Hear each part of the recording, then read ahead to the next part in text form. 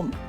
Early cloudy skies are expected across northeast England, but there will be some bright or sunny spells from time to time. A few light showers are also possible, highs of about 19 degrees.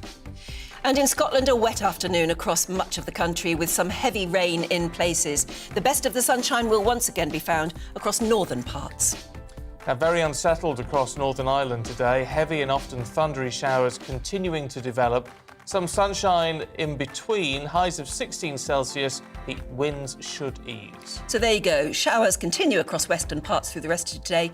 Best of the sunshine found in the east. And that's your weather for you today.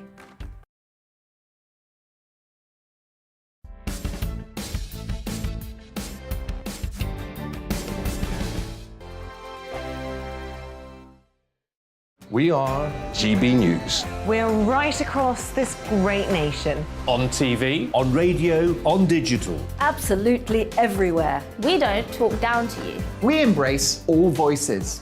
With honest and civilised conversation. We're not part of the establishment. We're one of you. And we're only getting started. Join us on GB News, the People's Channel. Britain's news channel.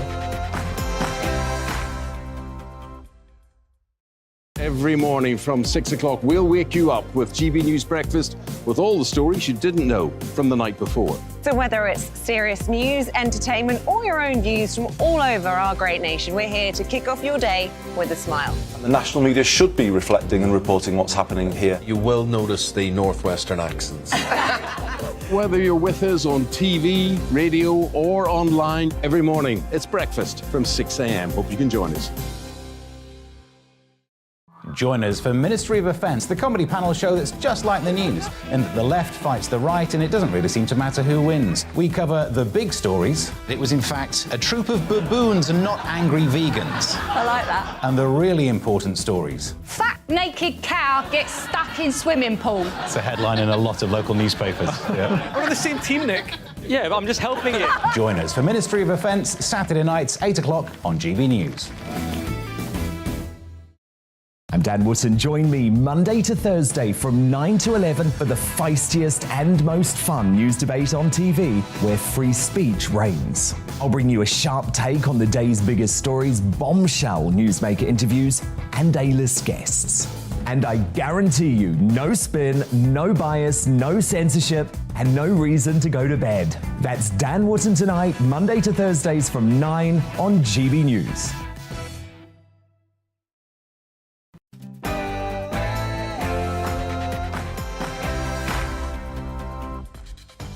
Hello and welcome to Alastair Stewart and Friends here on GB News, TV and radio. I'm Angela Rippon, and for the next 2 hours, I'm going to be keeping you company here on TV and radio with the stories that really do matter all over the country. And indeed, we've got plenty coming up this Sunday afternoon. We're going to be looking into the various aspects that are affecting the row over deportation of illegal immigrants to Rwanda.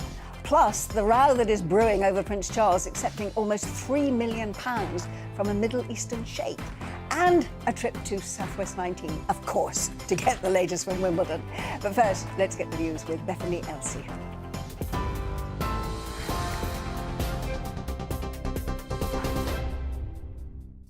Good afternoon, it's 1 minute past 12. I am Bethany Elsey in the GB newsroom. Boris Johnson has said he's planning to serve 2 more terms in office, despite the Conservative Party suffering 2 by-election defeats this week. The Prime Minister said he's actively thinking about leading the country into the 2030s. Amid calls from within his own party to resign, he's urged Tory MPs not to focus on the mistakes he might have made. The Northern Ireland Secretary, Brandon Lewis, told GB News the PM's optimism is a good thing. And we often get criticised in politics and in government around looking at the next election, the next week, the next few years at most. Having somebody who's looking at that long-term benefit, long-term development of our country, I think is a good thing. And the enthusiasm and the drive and the energy that the Prime Minister's got for that and the determination around that, I think is a really positive thing. Professor of International Politics at the University of Birmingham, Scott Lucas, told GB News he doesn't expect Mr Johnson to survive until the end of this year.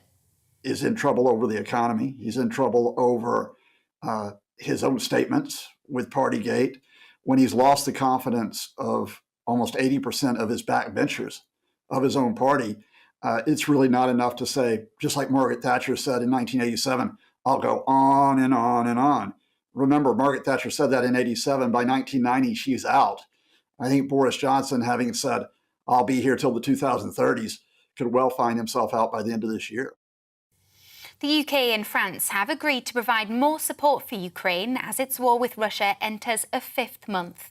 At the G7 summit in Germany, Boris Johnson is expected to warn allies against any attempt to push Ukraine's president into what he called a bad peace deal with Moscow. He'll also promise a further £429 million of World Bank loans to support Ukraine. Leaders are also discussing banning Russian gold exports and placing a cap on Russian oil prices. Missile strikes have hit the Ukrainian capital for the first time in weeks. A 7-year-old girl trapped underneath fallen rubble was pulled to safety after missile strikes at her home near Kiev. At least 5 other people were hurt when the Russian forces hit the residential building. The city's mayor says medics are still trying to save the child's mother and others still trapped. This stage of war is spiritually difficult and emotionally difficult. We don't have a sense of how long it will last, how many more blows, losses and efforts will be needed before we see victory is on the horizon. The sanctions packages against Russia are not enough. We need more military assistance for Ukraine. And the air defence systems, the modern systems that our partners have, should not be at training grounds or in storage, but in Ukraine, where they are needed now. Ukraine's President Volodymyr Zelensky speaking there. Police in South Africa are investigating the deaths of 17 people at a nightclub. The bodies were found in the city of East London early on Sunday morning, and 7 people are reported to have been injured. Police say all of those found dead are aged between 18 and 20 years old. The cause is still unknown. Prince Charles reportedly accepted a suitcase containing €1 million in cash from a former Qatari Prime Minister.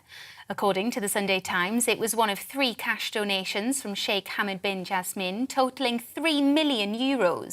Clarence House say the donations were immediately passed on to one of the Prince's charities and all the correct processes were followed. There is no suggestion the payments were illegal. And killer drivers in England could spend their life behind bars under new rules coming into force this week. Reforms to the Crime and Sentencing Act will allow judges to hand down life sentences to dangerous drivers who kill and to careless drivers who kill whilst under the influence of drink or drugs. The current maximum penalty is 14 years. On TV, online and DAB Plus Radio, this is GB News. We'll get back to Alistair Stewart and Friends with Angela.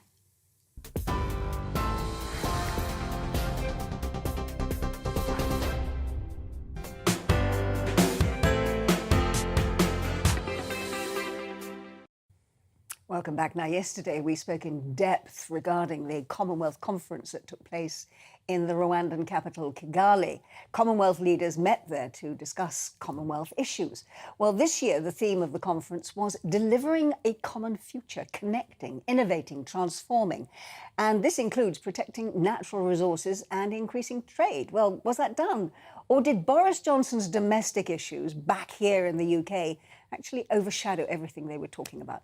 Well, we're going to be discussing that with people who are in the know. Also, sticking with Rwanda, we wanted to just pause for a moment and reflect upon that migrant plan, but to get the perspective of the country itself.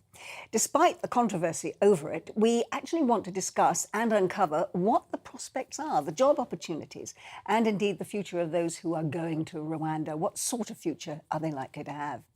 From Central Africa, Boris Johnson has now jetted off to the Bavarian Alps in Germany ahead of the G7 summit.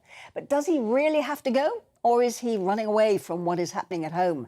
We're going to have the right people to answer, hopefully, what are the right questions. Now, GB News is all about you, of course, our viewers. So you can email us at gbviews and at gbnews.uk. You did it in your hundreds yesterday. Please do it again, because we do love to hear from you.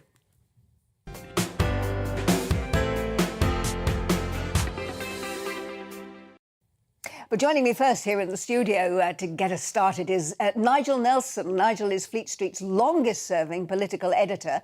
He's with the Sunday Mirror and the Sunday People. Boris is doesn't matter where we go, Boris is everywhere in the newspapers, Isn't he everywhere just? in Yes. the news. We can't Yep. get away from him, can we? I see there's a report that says that there are 6 Conservative MPs threatening to defect, that he's getting even more letters that are questioning confidence in him, and indeed that there are several mutinous cabinet ministers who are threatening to move against him. All this against the background where Boris is saying, I'm going to be there for another 3 terms. Is he disillusional? Yes. I mean, I think that what he sort of blurted out yesterday was absolutely extraordinary. It's a fairly standard question to ask a Prime Minister, if you're elected for a second term, do you plan to hold the second term? Plan to serve the entire second term? And what they always say to you, the standard reply is, well, of course I do, even if they don't. I mean, Tony Blair was a classic in that sense. Boris Johnson wasn't asked about a third term, and suddenly he turned up and said, oh, well, actually, I'm thinking about my third term. I need to get levelling up done. And was he to actually serve that, working on the electoral cycle, if you were able to postpone the election to the last possible moment, that's November 2024, we're looking at him being Prime Minister till 2034. Now, Tory MPs woke up to that this morning and are absolutely appalled by it. Number 10 are trying to suggest, oh, well, that's Boris who was making a joke. I talked to our reporter who was there at the time, and he said, well, if it was a joke, no one was laughing about it. And that should have given the Prime Minister a clue that maybe if he meant it as a joke, it was going down pretty badly. But Prime Ministers shouldn't really be making those risky jokes. No, that's not their job. And I think that's one of the problems you have with Boris Johnson, that he actually says the first thing that comes into his head. Yeah. So he did a BBC interview yesterday, again from Rwanda, and he was talking about, he was asked if he intended to change, and he turned around and said, no sort of sudden psychological transformation is going to happen. Well, of course it's not. I mean, because we know enough about Boris to realise that he's never going to change, is he? No, but I mean, I think you might have actually said, well, yeah, I have learned a few lessons about what's been happening over the last few months. No, maybe not. No, it's not. But, I mean, the question is, I suppose, the other side of this argument about Boris claiming he's going to be there forever, is that there are, as I understand it, 290 MPs who have less chance of maintaining their seats in another general election if we get the kind of swing away from the Conservatives that we had, particularly at Tiverton. Are they panicking unnecessarily? Because Edwina Currie yesterday was saying, you know, this sort of thing happens all the time. You get a mid-term election, and yes, we may lose a few seats here or there, but we usually get them back when we have a proper general election, when the number of voters actually increases as well. Are those 290 and other members of the Conservative Party at the moment just really being a bit chicken? I mean, I hate to say running around like chickens with a head cut off, but it's that, are we getting that kind of feeling? They're all panicking unnecessarily. Well, they're certainly panicking because they fear they're about to lose their jobs. Yeah. So what you've got, you're absolutely right about the 290. These are MPs with majorities which are lower than Tiverton. Yeah. So anybody with under a 20,000 majority is going to be at risk come the general election. Basically, they divide into 2 parts. You've got your red wall MPs, hence the Wakefield by-election, which took seats away from Labour. The voters there only lent their votes to the Tories. Yeah, it was tactical voting, wasn't it? Yes, yeah. but I mean that they lent their vote to the Tories in 2019. At the next general election, it's very unlikely, as things stand, that they would allow the votes to stay there. So that's natural Labour territory, and you'd expect a lot of those seats coming back. And you mentioned those 6 MPs who might be thinking about defecting. They're working through the numbers and thinking, hey, if I go and join the Labour Party, I'm much more likely to keep my job as an MP than if I stay in the Conservative Party. Or the Liberal Democrats, of course, who did so well in Tiverton. Yes, but this is your second end. You've got them, and the ones who I think are probably, in a sense, most worried. These are Conservative MPs in Liberal Democrat-facing seats. And so it's where the Lib Dems are second. They can see that they could lose their seats to the Lib Dems, and we're suddenly back into that situation again, where we may end up with a coalition, but in this case it would be a Labour-Lib Dem coalition. Especially if we get what I think was being referred to yesterday as industrial level voting and tactical voting. Yes, I think that's right. I mean, it's perfectly true. I mean, when Edwina was talking to you yesterday, it's perfectly true that by-elections aren't really a measure of what's going to happen nationally at an election. There are a whole host of other issues that will come up during a general election, but they are indicative of where the mood is going. And so when you look at the traditional Tory seats, Tiverton being the example, people were very angry about the rule breaking in number 10. And I think that the anger is dissipated, but what has actually taken its place is a lack of trust in this government. And once you lose trust, it's very hard to get it back. And I think that's the long-term difficulty for Boris Johnson and the Conservative Party. Well, he's jetted off now to Germany, of course. He's gone for the G7 meeting. He's got to be there, I suppose, because, you know, they are the 7 most important leaders in the Western world. So he has to be there. But in a way, is that a mistake on his part? Should he attempt to come back and actually start fighting for his own survival? I mean, it's a yin-yang situation, isn't it? Well, I mean, you might remember what happened to Margaret Thatcher. Precisely. That she was in Paris when there was a leadership challenge against her. And it's possible, had she been in this country, that she may have even survived that. I think probably not, but it's just possible. So Boris Johnson will be acutely aware he's out of the country now until Friday. He's got the G7 in Germany. He flies straight from there to the NATO summit in Madrid. So it's quite a long, a week being a long time in politics, it's a long time to be away from the fray. However, you're absolutely right. I do think he's got to be there. Yes. He is the national leader. This is a G7 summit. It's absolutely crucial. So is the NATO summit. Although I'm fond of Boris, bashing Boris, as your viewers constantly tell me, I'm always unfair to him.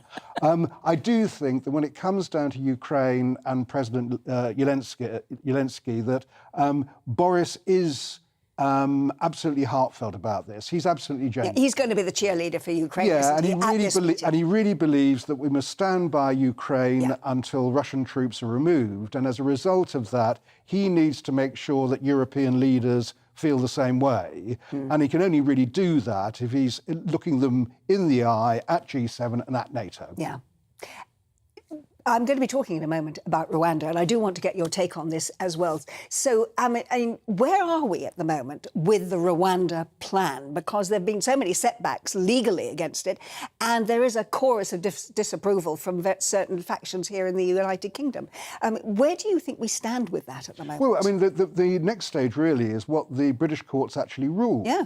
And so that comes up in the middle of July. Now, where we stood with the British courts before the European Court of Human Rights intervened was they weren't saying the Rwanda plan was lawful. They were just saying that there is no evidence at the moment that it actually is unlawful. So as far as our courts were concerned, the plane that was stopped at the last minute with whatever it was, 6 people on board or something, it doesn't seem like a very sort of cost-effective flight, could have actually taken off. The European Court of Human Rights says something different. They're arguing that there is a potential for human rights abuses in Rwanda because of Rwanda's human rights record, and that's why the plane had to be stopped. So we have to see the next stage, really, we have to see what the British courts actually decide. Yeah, well, what we want to try and do is unpick what actually happens in Rwanda and how they are viewing all that's being said in this country. Because Nigel, who is actually going to be staying with me, political editor of the Sunday Mirror and the Sunday People as well. But I'm also now being joined by Robert McKenna in Rwanda. Robert, you are a journalist who is based in Kigali. We have a chorus of opposition against these Rwandan plans. Indeed, the most recent thing is a letter that was signed by 20 high-profile celebrity people sent to the Commonwealth leaders saying that the Rwanda plan demonstrates the colonial view of Africa as a dumping ground. How is that kind of language going down in Rwanda? Well, that's one of the worst words I've had describing this UK-Rwanda plan, because it demonstrates how some of these people view Rwanda as a country. And as the way Prime Minister Boris Johnson described when he was here recently, he said people who see Rwanda as a negative, see Rwanda as the worst country, they are basing their views on stereotypes, on outdated stereotypes. That's what Boris Johnson said. So I think that was wrong to say. It's better to account that he's trying to help immigrants, and at the same time, you can describe a country that is trying to save people, and describe it as a country that is worse and shouldn't be saving people. So I think that was wrong. Yeah.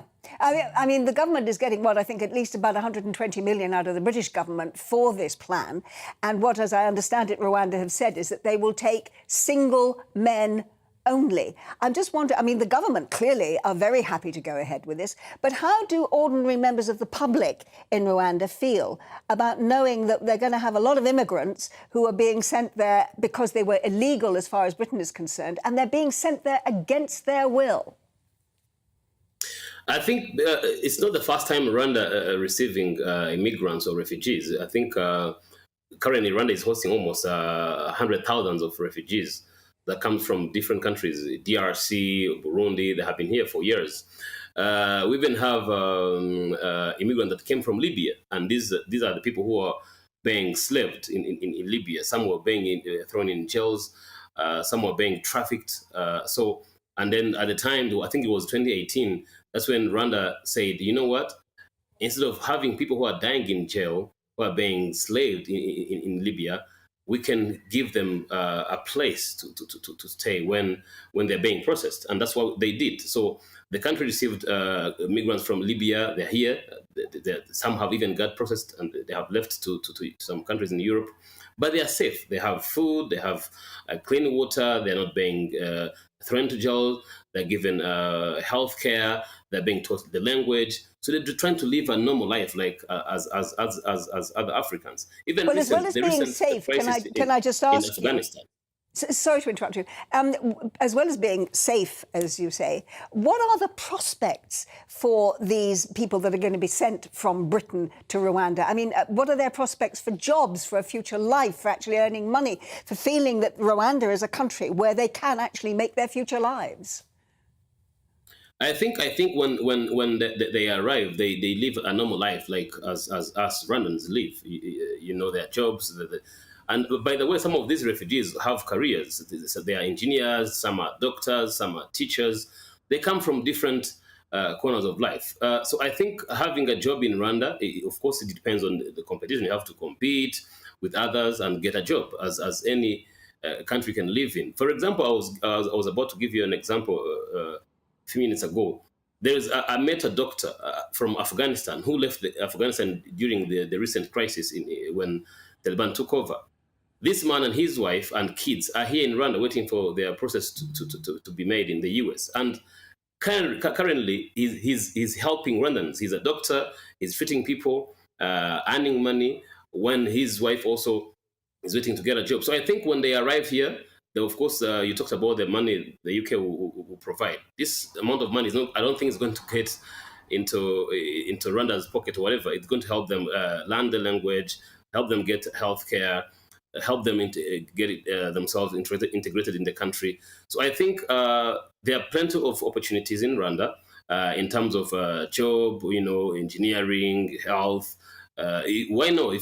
Some of them, of course, will decide to even stay here forever and maybe get citizenship and live like a normal life like all of us live. You can even have a journalist coming from, which country they're coming from. Can I ask you that about journalism? Because, I mean, I have a well-respected journalist, British journalist, sitting in the studio with me. And one of the problems with Rwanda is you do not have press freedom. I mean, there are other ways in which you're way behind many other countries in Africa and certainly most of Europe, in that you don't have, you still question the rights of women. And certainly, as I say, there is no freedom for journalists. And I'm going to ask my studio guest, Nigel, to comment on that in a moment. But, I mean, you're a journalist there. How are you going to overcome that? Surely Rwanda's got to drag itself into the 21st century as well, hasn't it? I don't think there is any country in the world that I can fully say they have freedom of expression and freedom of media 100%. Great Britain. I can even give you an example. Why we have it in Britain. Why is Julian Assange in court today if there is freedom of expression everywhere in the world? So in Rwanda, I think one of the issues we have seen, especially to the media and journalists that comes outside of Rwanda or even some of the inside Rwanda is you can report on anything, you can do anything, but some of the issues we have seen, we always get close with the government is when we report on genocide because it's a very sensitive matter. Some journalists who don't understand how to report on these cases, so end up being deniers, end up minimizing the genocide, and they always have issues with the government. That happens a lot. But I think in general, when we talk about freedom of expression and the freedom of media in Rwanda, I wouldn't say it's perfect, but it's a work in progress, especially to a country that came from a genocide. We have seen the role of media during the genocide. So I think it's a work in progress. I think the media is rebuilding itself with time. So I would say, why not? You can be a journalist as a refugee or anyone else. As you say, a work in progress. Robert McKenna, thank you very much indeed. But I would like Nigel to get your take on what you just heard Robert say, not just about journalism, but in general about the opportunities in Rwanda. Yeah, I mean, the opportunities he was talking about sound very positive. And I'd like to have known how many people of the refugees they do take in actually take citizenship out and make Rwanda their lifetime home. When it comes to the journalism thing, I think that Robert did worry me a bit there because it sounded like, well, yes, you could report the local village fete, that would be fine. When it comes to more political matters, that might not be so easy. The danger of that, and I think this is probably what the European Court of Human Rights was worried about, if journalists aren't looking at the way the system works, there's always a danger the system can be abused. Yeah. And it is that if there is no light shining on what is going on there, then I worry a bit for the future of the people we're sending there. Yes, and I suppose that, one of the things that I find interesting about this is that the whole point, as Priti Patel keeps reminding us, is that we are trying to stop the way in which the traffickers in France are actually sending people across. And therefore, well, I think we had Yolande Makalo saying that my country is being treated like punishment. And I suppose in a way it is. It is. I mean, the whole thing is that it's a one-way ticket, that once you're on that plane and sent to Rwanda, you cannot come back. Yeah. So if it had been a two-way ticket, it's not quite so much of a punishment where you say, oh, actually, I don't really like it here. Can I come back to Britain? No, you can't. But no, you can't, no. Lots more for us to talk about, Nigel, and you are going to stay with us, so thank you very much indeed. You are watching and listening to Alastair Stewart and Friends with me, Angela Rippon. Lots more coming up on today's show, including G7 group of leading economic powers have arrived in the Bavarian Alps to hold their annual gathering. We're going to be crossing live to our national reporter, Paul Hawkins, who is there for us. But first, let's take a look at the weather. Looking ahead to this afternoon, and the UK is looking on the unsettled side as low pressure sits across the northwest. Let's take a look at the details. Further showers are expected across southwest England this afternoon. Some could be on the heavy side with the odd rumble of thunder too. Breezy and feeling fairly cool. Plenty of sunshine to come across southwest England and the London area. The odd light shower is possible, but most places staying dry. Scattered showers will continue for much of Wales this afternoon. Some will be heavy and potentially thundery. Brisk winds continuing for most. It's a mixed picture for northwest England this afternoon. There will be some showers, but also spells of sunshine. Staying windy towards the coast with highs of around 20 degrees Celsius. Spells of hazy sunshine developing across northeast England through the rest of the day. There's a risk of a few showers towards the north and west. Outbreaks of rain will continue across Scotland this afternoon. The best of the dry conditions will be towards the far north, highs reaching around 16 degrees. Sunny spells and frequent heavy showers for Northern Ireland this afternoon. Winds remaining gusty around the coasts too. A cool feeling day with highs of just 15 or 16 degrees. Blustery showers continuing this evening in the north and west, staying mainly dry in the south and east. That's how the weather's shaping up for the rest of the day.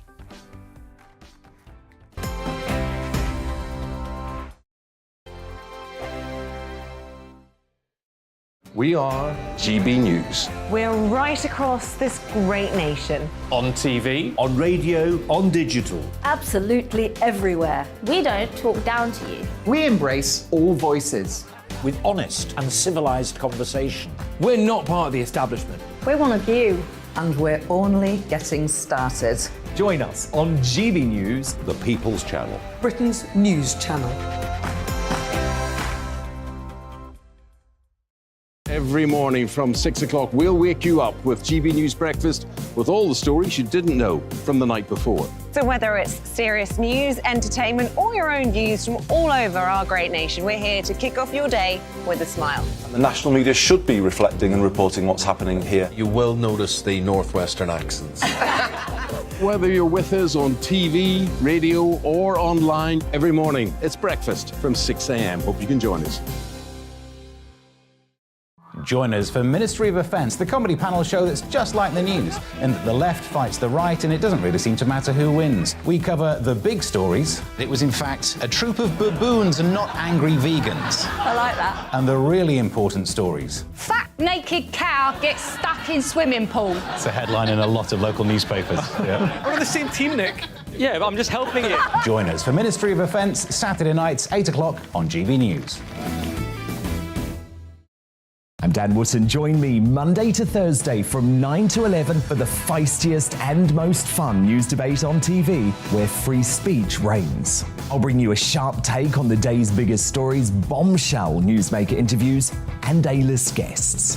And I guarantee you, no spin, no bias, no censorship, and no reason to go to bed. That's Dan Wootton tonight, Monday to Thursdays from 9 on GB News.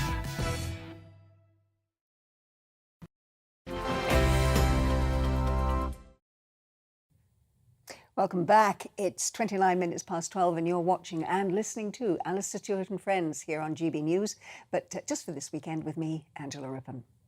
Now, the German Chancellor Olaf Scholz welcomes G7 leaders today to a 3-day summit in the Bavarian Alps.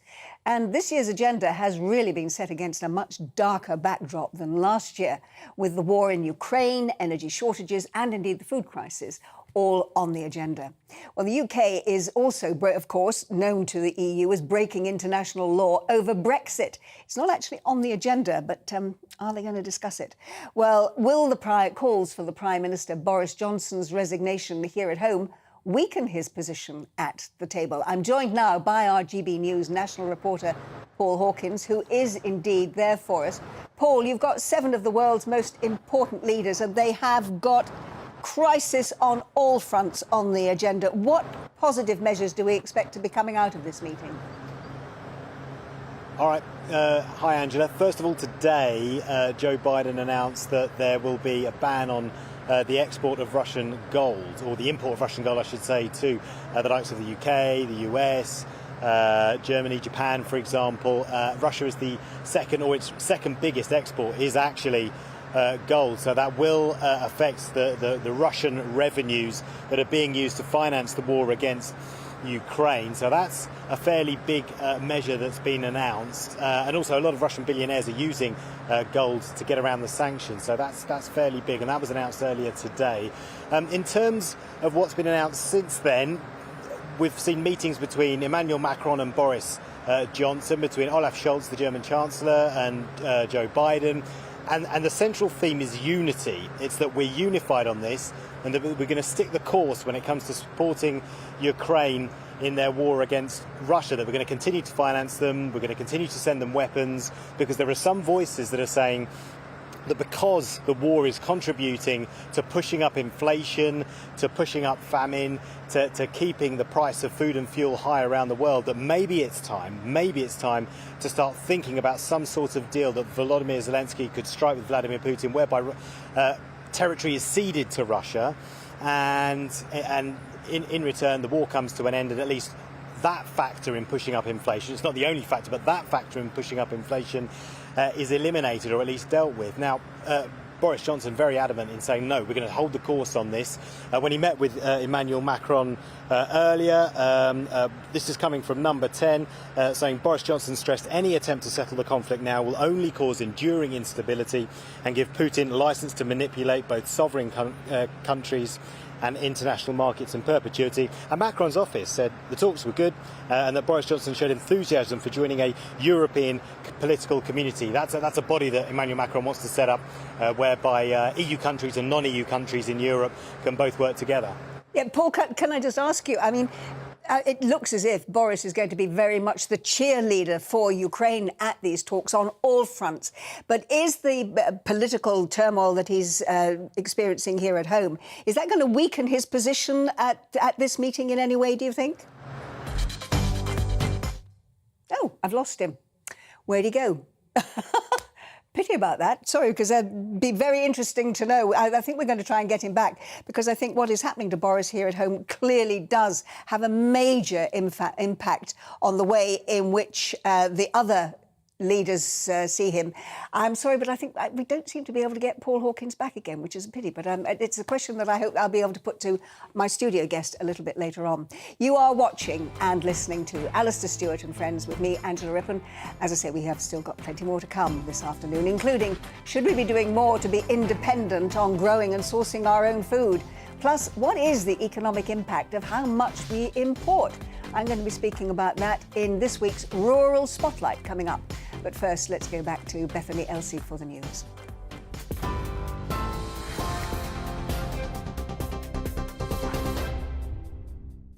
Angela, thank you. It's just gone 12:34. I am Bethany Elsey in the GB newsroom.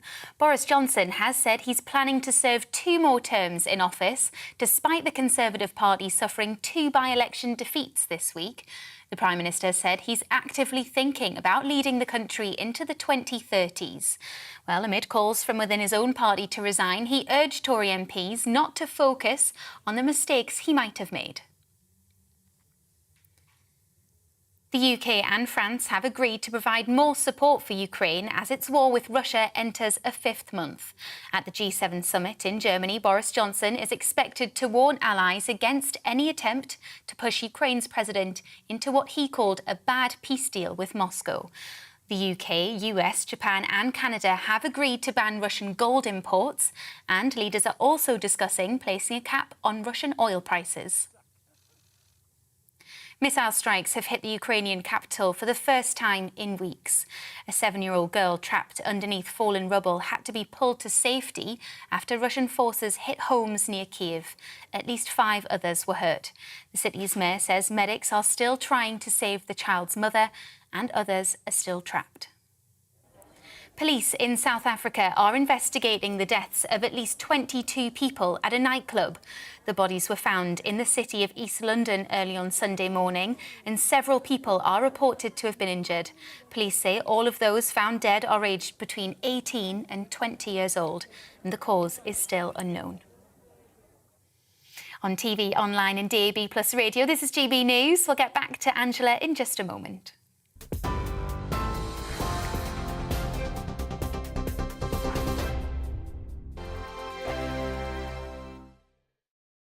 We are GB News. We're right across this great nation. On TV, on radio, on digital. Absolutely everywhere. We don't talk down to you. We embrace all voices. With honest and civilised conversation. We're not part of the establishment. We're one of you. And we're only getting started. Join us on GB News, The People's Channel. Britain's news channel.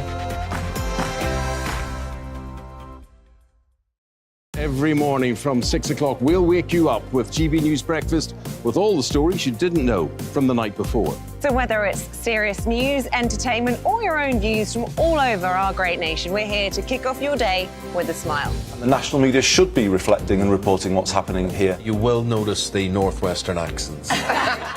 Whether you're with us on TV, radio, or online, every morning, it's breakfast from 6 a.m. Hope you can join us. Join us for Ministry of Defence, the comedy panel show that's just like the news, in that the left fights the right and it doesn't really seem to matter who wins. We cover the big stories. It was in fact a troop of baboons and not angry vegans. I like that. And the really important stories. Fat naked cow gets stuck in swimming pool. It's a headline in a lot of local newspapers. Yeah. We're on the same team, Nick. Yeah, but I'm just helping you. Join us for Ministry of Defence, Saturday nights, 8 o'clock on GB News. I'm Dan Wootton. Join me Monday to Thursday from 9 to 11 for the feistiest and most fun news debate on TV, where free speech reigns. I'll bring you a sharp take on the day's biggest stories, bombshell newsmaker interviews, and A-list guests. And I guarantee you, no spin, no bias, no censorship, and no reason to go to bed. That's Dan Wootton tonight, Monday to Thursdays from 9 on GB News.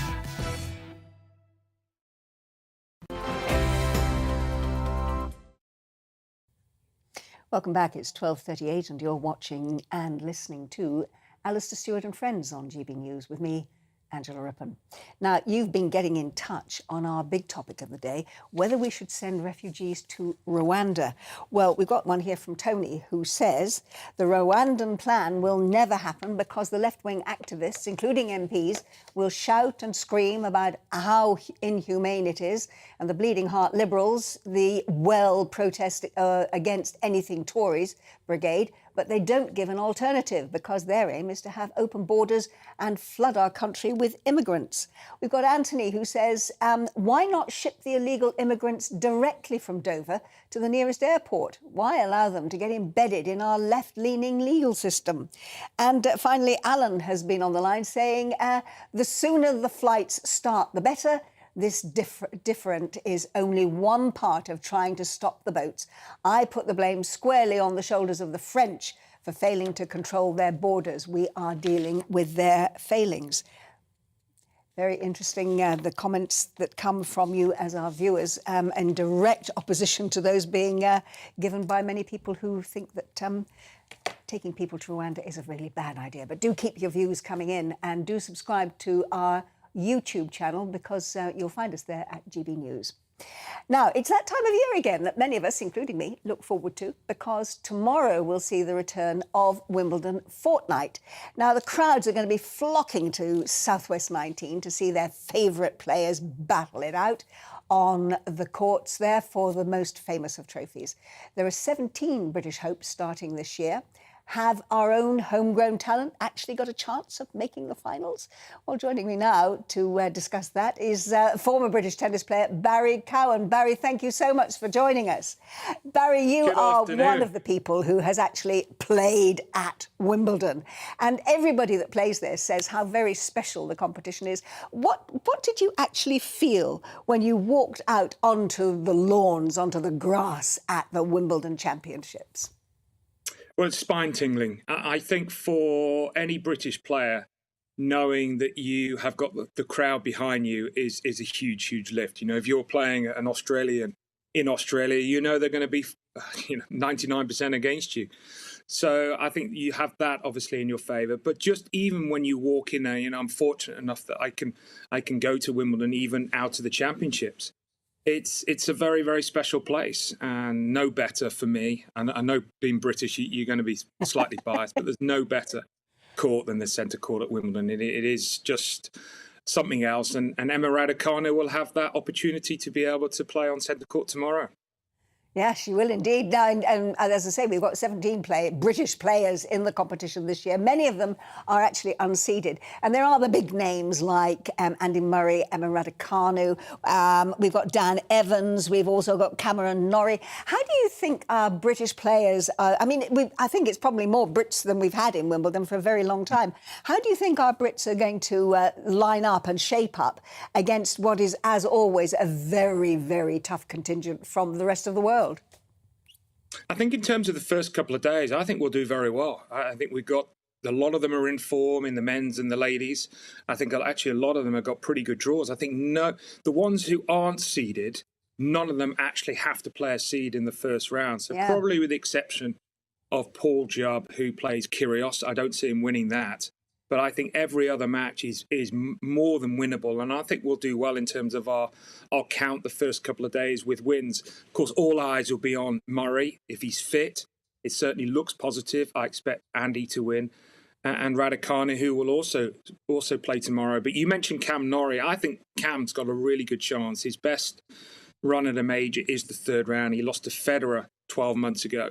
But he's in a much better shape now. And he's in that sort of little section of the draw, the second quarter, where if Hurkacz, who made the semi-finals last year, if he loses early, then Norrie is one of those players. It's a realistic chance for him to make the last 8 or even the semi-finals. And he has actually been very impressive on the grass, hasn't he, throughout this season so far?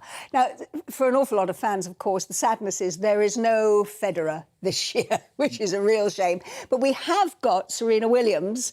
But, I mean, what honestly are her chances of picking up that trophy yet again and adding to the tally of Grand Slams that she's already got? Would you like a long answer or a short answer? The short answer. No. Absolutely no chance for me. No. And in 2 weeks, if she does win the title, you can come back to me. I mean, I'm really surprised Serena's playing. I thought the longer it went on, without Serena saying that she wanted to come back, I thought there's just absolutely no chance. She took the wild card, but she hasn't played a singles match for 3 years, and she pulled out 12 months ago. If it was a long-term decision for Serena, then realistically, she would have played either singles in Birmingham or singles in Eastbourne. So I think for Serena, it's nice that she's back. Of course, she will go on to Wimbledon, Centre Court, Court 1, feeling that her game is a match for anyone. But given the depth of the women's game, I know the women's game lacks real quality at the very, very top. There's only Swiatek, the top seed, who's the overwhelming favourite, who really has been able to put together consistent results. But even with Serena's amazing first serve, I don't see her winning more than 2 matches. No. Yeah. No, I mean, we've got a lot of wonderful new young male players coming along to take over from the 3 men that have dominated the sport for, the last 10 years or so. I mean, among them, we've got Berrettini, the Italian, who was the winner at Queen's. You've got Alcaraz, you've got Tsitsipas, you've got all of those new young names. But I wonder how you feel that the decision of Wimbledon to ban Russian players, there are 4 Russian men, 8 Russian women, and, of course, the most important being Medvedev, who is number 2 in the world, not being able to play. What effect do you think that's going to have on the balance of play and results in this year's Wimbledon? Well, obviously, it's a big blow that Medvedev isn't playing, because Medvedev would have been a serious shot to win the title. And obviously, the All England club were put in a very difficult decision. I think they were kind of pushed in a corner by the government. I mean, and that's obviously debatable, really, for other people to make their decision on. But with them announcing that no Russians or Belarusians could play, the respective tours, the men's and ladies' tours, obviously withdrew the points. So they're not playing for any points the next couple of weeks. But I think once the tournament starts, I don't think it's going to certainly not going to change the approach of a Djokovic or a Berrettini or a Swiatek or Serena Williams or any of the other name. Exactly. It's still going to be a Wimbledon title that they're shooting for. But I think certainly the 2 weeks, once the tennis starts, let's hope the tennis can continue to do the talking.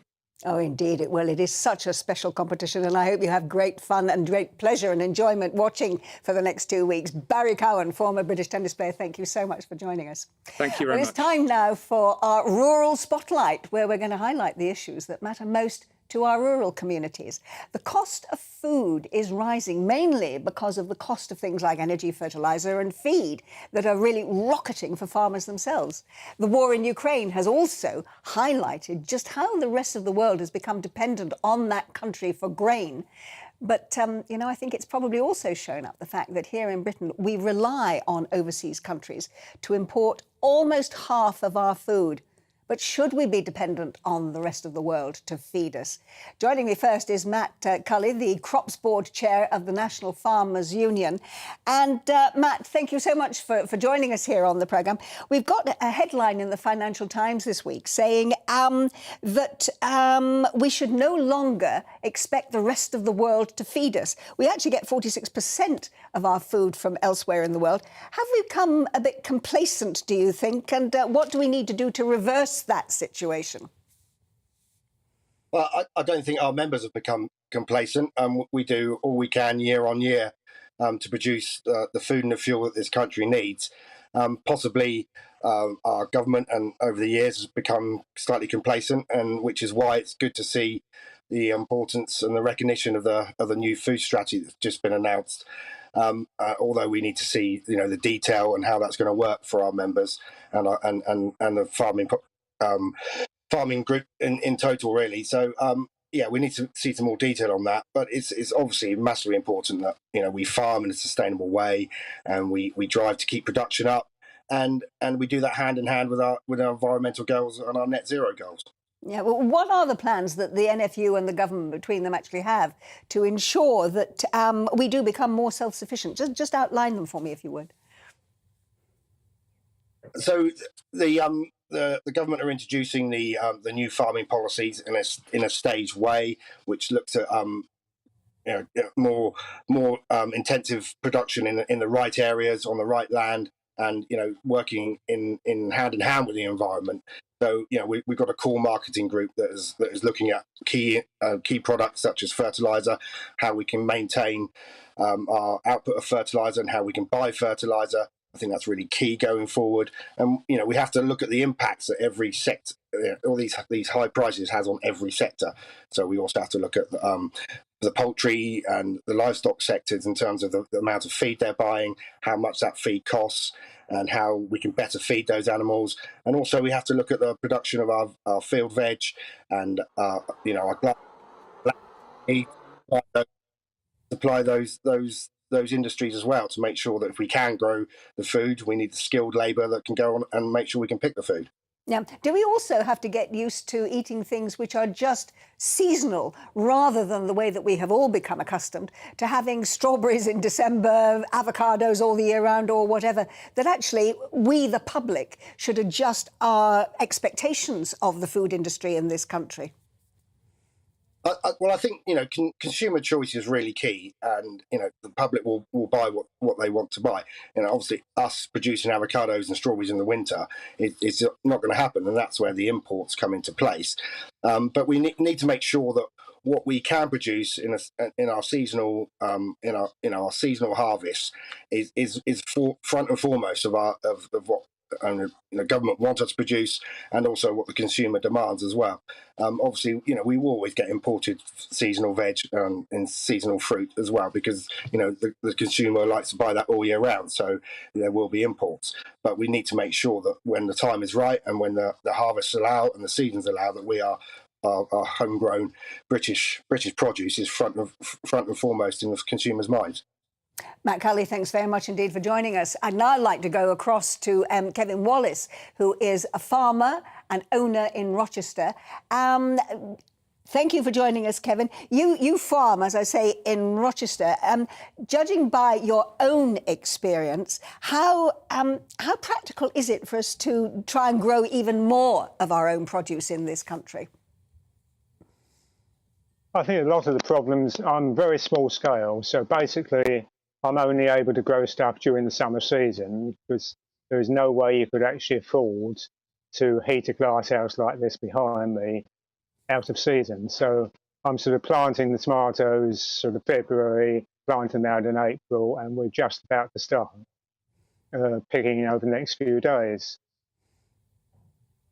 So it's really not financially practical for most farmers in this country to actually be able to provide us with the kind of food that we've come to expect throughout the year. No, it goes back to the old thing. The supermarkets go back years ago before they were around. You had the greengrocers. It was seasonal. You would have, let's say, swede during the winter and parsnips. Supermarkets come along and then starts importing stuff from Kenya, let's say beans or so. So all year round, you have something like a runner bean, where a runner beans come in season sort of July, August through until the frost. That's what's made it very difficult for us all. Yeah. Does this open opportunities, though, for more farmers' markets, for more farm shops associated with farmers who are growing our food here? Is it giving them an opportunity, perhaps, to put themselves alongside supermarkets, providing an alternative so that British consumers can buy British food? Yeah, I think you're right on that idea. Basically, being small, I've served perhaps 3 different people. We've got one, which is a young lady that does farmers markets, and she's up at Westmoreland, a village near here today. So my first 50 or so cucumbers I picked yesterday would have been out at that farmers market. A second tier for us would be a local wholesaler. So they will take a bit more stuff from us and they will actually send it out to restaurants or schools. And the third one that we've done in the past is a shop in Rochester where they actually do veg boxes. So similar sort of thing to the farmers market, but the people order them and then every week veg box is made up and delivered to them. Yeah. So it's all local, fresh produce going out. Yeah. What about the cost? Because, I mean, I bought stuff in farm shops and from farmers markets, and they do tend to be a bit more expensive than you're going to be able to buy in the supermarket. Is that always going to be a problem, especially with people now so concerned about rises in the cost of living, that they will not necessarily look at the quality, the freshness and the Britishness of what they're buying, but the price label that is attached to it? Problem there is it's mass production, isn't it? On any sector, and that larger scale you're doing it, your overheads are lower. Come down to the sort of small scale, looking at our tomato feed, that's just gone up 15%. Red diesel, that's up about 60%. Our electricity costs are just about to jump about 150% next month. So there's a lot of extras go in. When it comes down to the sort of tomatoes behind me, or cucumbers, you're up against every problem you can imagine, insects, animals, whatever.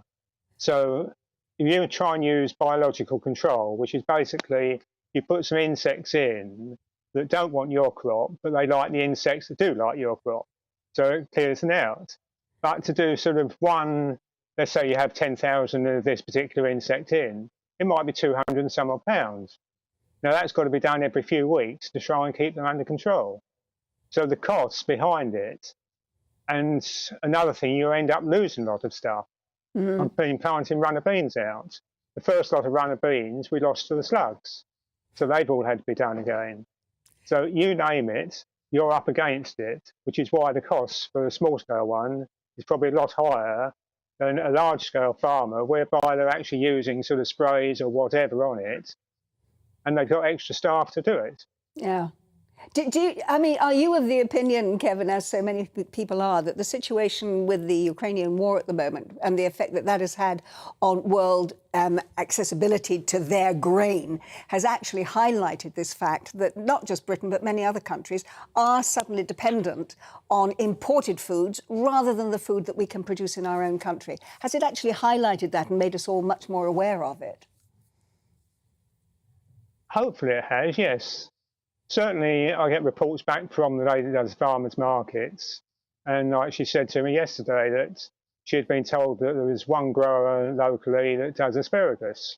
He's ended up leaving the whole field there because he hadn't got anyone to pick it. Another one, which is a large salad one, they're having trouble with staff and that to actually get them.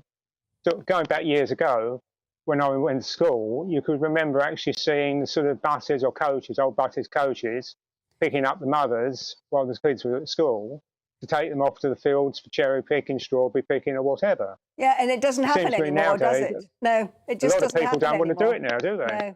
No, So though it was a lovely way of having your summer holidays spent on a farm. Kevin, thank you very much indeed for joining us from your farm in Rochester. Thanks so much, and then keep on top of the slugs. Now, you are watching and listening to Alastair Stewart and Friends. We've got lots more coming up on the show this afternoon, including more on our top discussion this afternoon on Rwanda. Plus, how can we save money on our tech, mobile phones, laptops and subscriptions? But first, let's take a look at the weather. Looking ahead to this afternoon, and the UK is looking on the unsettled side as low pressure sits across the northwest. Let's take a look at the details. Further showers are expected across southwest England this afternoon. Some could be on the heavy side with the odd rumble of thunder too. Breezy and feeling fairly cool. Plenty of sunshine to come across southwest England and the London area. The odd light shower is possible, but most places staying dry. Scattered showers will continue for much of Wales this afternoon. Some will be heavy and potentially thundery. Brisk winds continuing for most.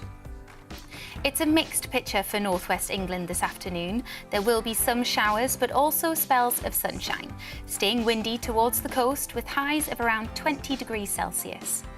Spells of hazy sunshine developing across northeast England through the rest of the day. There's a risk of a few showers towards the north and west. Outbreaks of rain will continue across Scotland this afternoon. The best of the dry conditions will be towards the far north, highs reaching around 16 degrees. Sunny spells and frequent heavy showers for Northern Ireland this afternoon. Winds remaining gusty around the coasts too. A cool feeling day with highs of just 15 or 16 degrees. Blustery showers continuing this evening in the north and west, staying mainly dry in the south and east. That's how the weather's shaping up for the rest of the day. Join me, Darren Grimes, for Real Britain every Saturday and Sunday from 2 p.m. A news hour that comes with a trigger warning. Scorching hot opinion with prominent guests saying the unsayable and a little bit of weekend fun thrown in. Unlike other broadcasters, I won't be forgetting what the B in our name stands for. So howie in for Real Britain Saturday and Sunday from 2 p.m.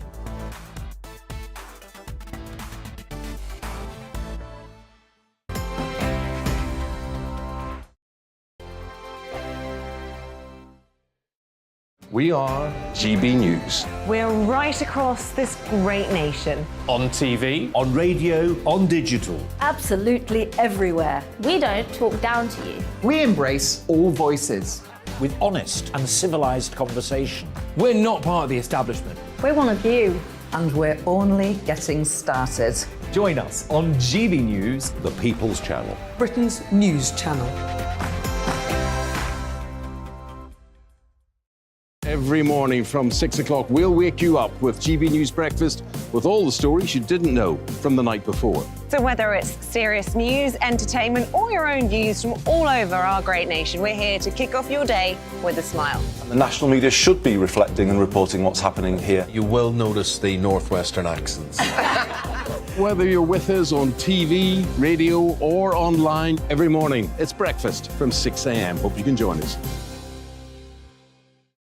Join us for Ministry of Offence, the comedy panel show that's just like the news, in that the left fights the right and it doesn't really seem to matter who wins. We cover the big stories. It was in fact a troop of baboons and not angry vegans. I like that. And the really important stories. Fat naked cow gets stuck in swimming pool. It's a headline in a lot of local newspapers. Yeah. We're on the same team, Nick. Yeah, but I'm just helping you. Join us for Ministry of Offence, Saturday nights, 8 o'clock on GB News. I'm Dan Wootton. Join me Monday to Thursday from 9 to 11 for the feistiest and most fun news debate on TV, where free speech reigns. I'll bring you a sharp take on the day's biggest stories, bombshell newsmaker interviews, and A-list guests.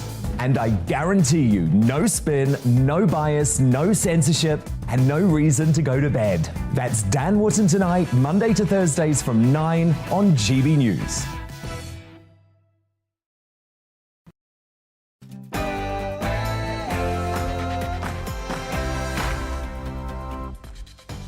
Hello and welcome if you've just joined us. It is exactly 1 o'clock and I'm Angela Rippon sitting in for Alistair Stewart, and we're on to the last hour of the programme today. I'm going to be keeping you company here on TV and radio for that hour with plenty more still to come. including Prince Charles and the claim that he's accepted almost £3 million from a Middle Eastern politician. And should we be worried by the suggestion from the president of the CBI that we're facing an economic catastrophe? As well as my guests, we'll hear what you think, so do keep those emails coming in. It is good to hear from you. But first, let's get the latest news with Bethany.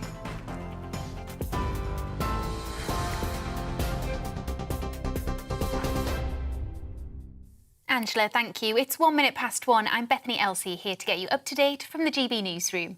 Boris Johnson has said he's planning to serve 2 more terms in office, despite the Conservative Party suffering 2 by-election defeats this week. The Prime Minister said he's actively thinking about leading the country into the 2030s. Well, amid calls from within his own party to resign, he's urged Tory MPs not to focus on the mistakes he might have made. The Northern Ireland Secretary, Brandon Lewis, told GB News the PM's optimism is a good thing. And we often get criticised in politics and in government around looking at the next election, the next week, the next few years at most. Having somebody who's looking at that long-term benefit, long-term development of our country, I think is a good thing. And the enthusiasm and the drive and the energy that the Prime Minister's got for that, and the determination around that, I think is a really positive thing. Professor of International Politics at the University of Birmingham, Scott Lucas, told GB News he doesn't expect Mr Johnson to survive until the end of this year. Is in trouble over the economy. He's in trouble over his own statements with Partygate. When he's lost the confidence of almost 80% of his backbenchers of his own party, it's really not enough to say, just like Margaret Thatcher said in 1987, I'll go on and on and on. Remember, Margaret Thatcher said that in 87. By 1990, she's out. I think Boris Johnson, having said, I'll be here till the 2030s, could well find himself out by the end of this year. In other news, the UK and France have agreed to provide more support for Ukraine as its war with Russia enters a 5th month. At the G7 summit in Germany, Boris Johnson is expected to warn allies against any attempt to push Ukraine's president into what he called a bad peace deal with Moscow. He'll also promise a further £429 million of World Bank loans to support Ukraine. And the UK, US, Japan and Canada have all agreed to ban Russian gold imports, and leaders are also discussing placing a cap on Russian oil prices. Deadly missile strikes have hit the Ukrainian capital for the first time in weeks. A 7-year-old girl trapped underneath fallen rubble had to be pulled to safety after Russian forces hit homes and a kindergarten near Kyiv. At least 1 person died and 5 others were hurt. The city's mayor, Vitaly Klitschko, says medics are still trying to save the child's mother and others are still trapped. The building has been destroyed and we understand that there are people under rubble. They are alive. The rescuers are trying to get them out. There is a lot of smoke and we are doing our best to rescue them as soon as possible. Police in South Africa are investigating the deaths of 20 people at a nightclub. The bodies were found in the city of East London early on Sunday morning and several people are reported to have been injured. Police say all of those found dead are aged between 18 and 20 years old. The cause is still unknown. Prince Charles reportedly accepted a suitcase containing €1 million in cash from a former Qatari Prime Minister. According to the Sunday Times, it was one of 3 cash donations from Sheikh Hamad bin Jasmin, totalling €3 million. Clarence House say the donations were immediately passed on to one of the Prince's charities and all the correct processes were followed.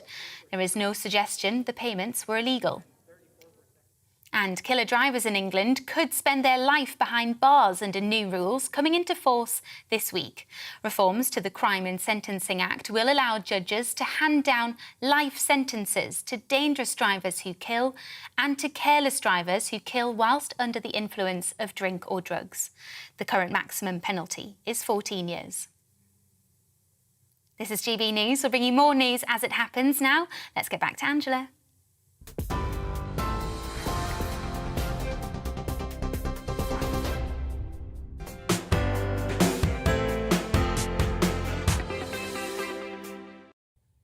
Thanks, Bethany, and welcome back. And as you heard in the news, the Prince of Wales has openly backed former British colonies who want to sever ties with the monarchy. He addressed Commonwealth leaders in Rwanda this week.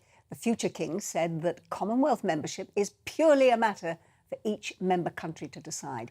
He also expressed his personal sorrow at the suffering that's been caused by the slave trade. But that's not the only reason why the Prince of Wales has made the front pages of our newspapers today.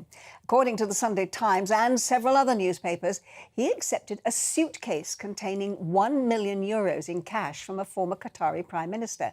This was allegedly one of 3 donations from Sheikh Hamad, totalling €3 million. Well, Clarence House says that the donations were immediately passed to one of the Prince's charities and that was not illegal to accept these donations.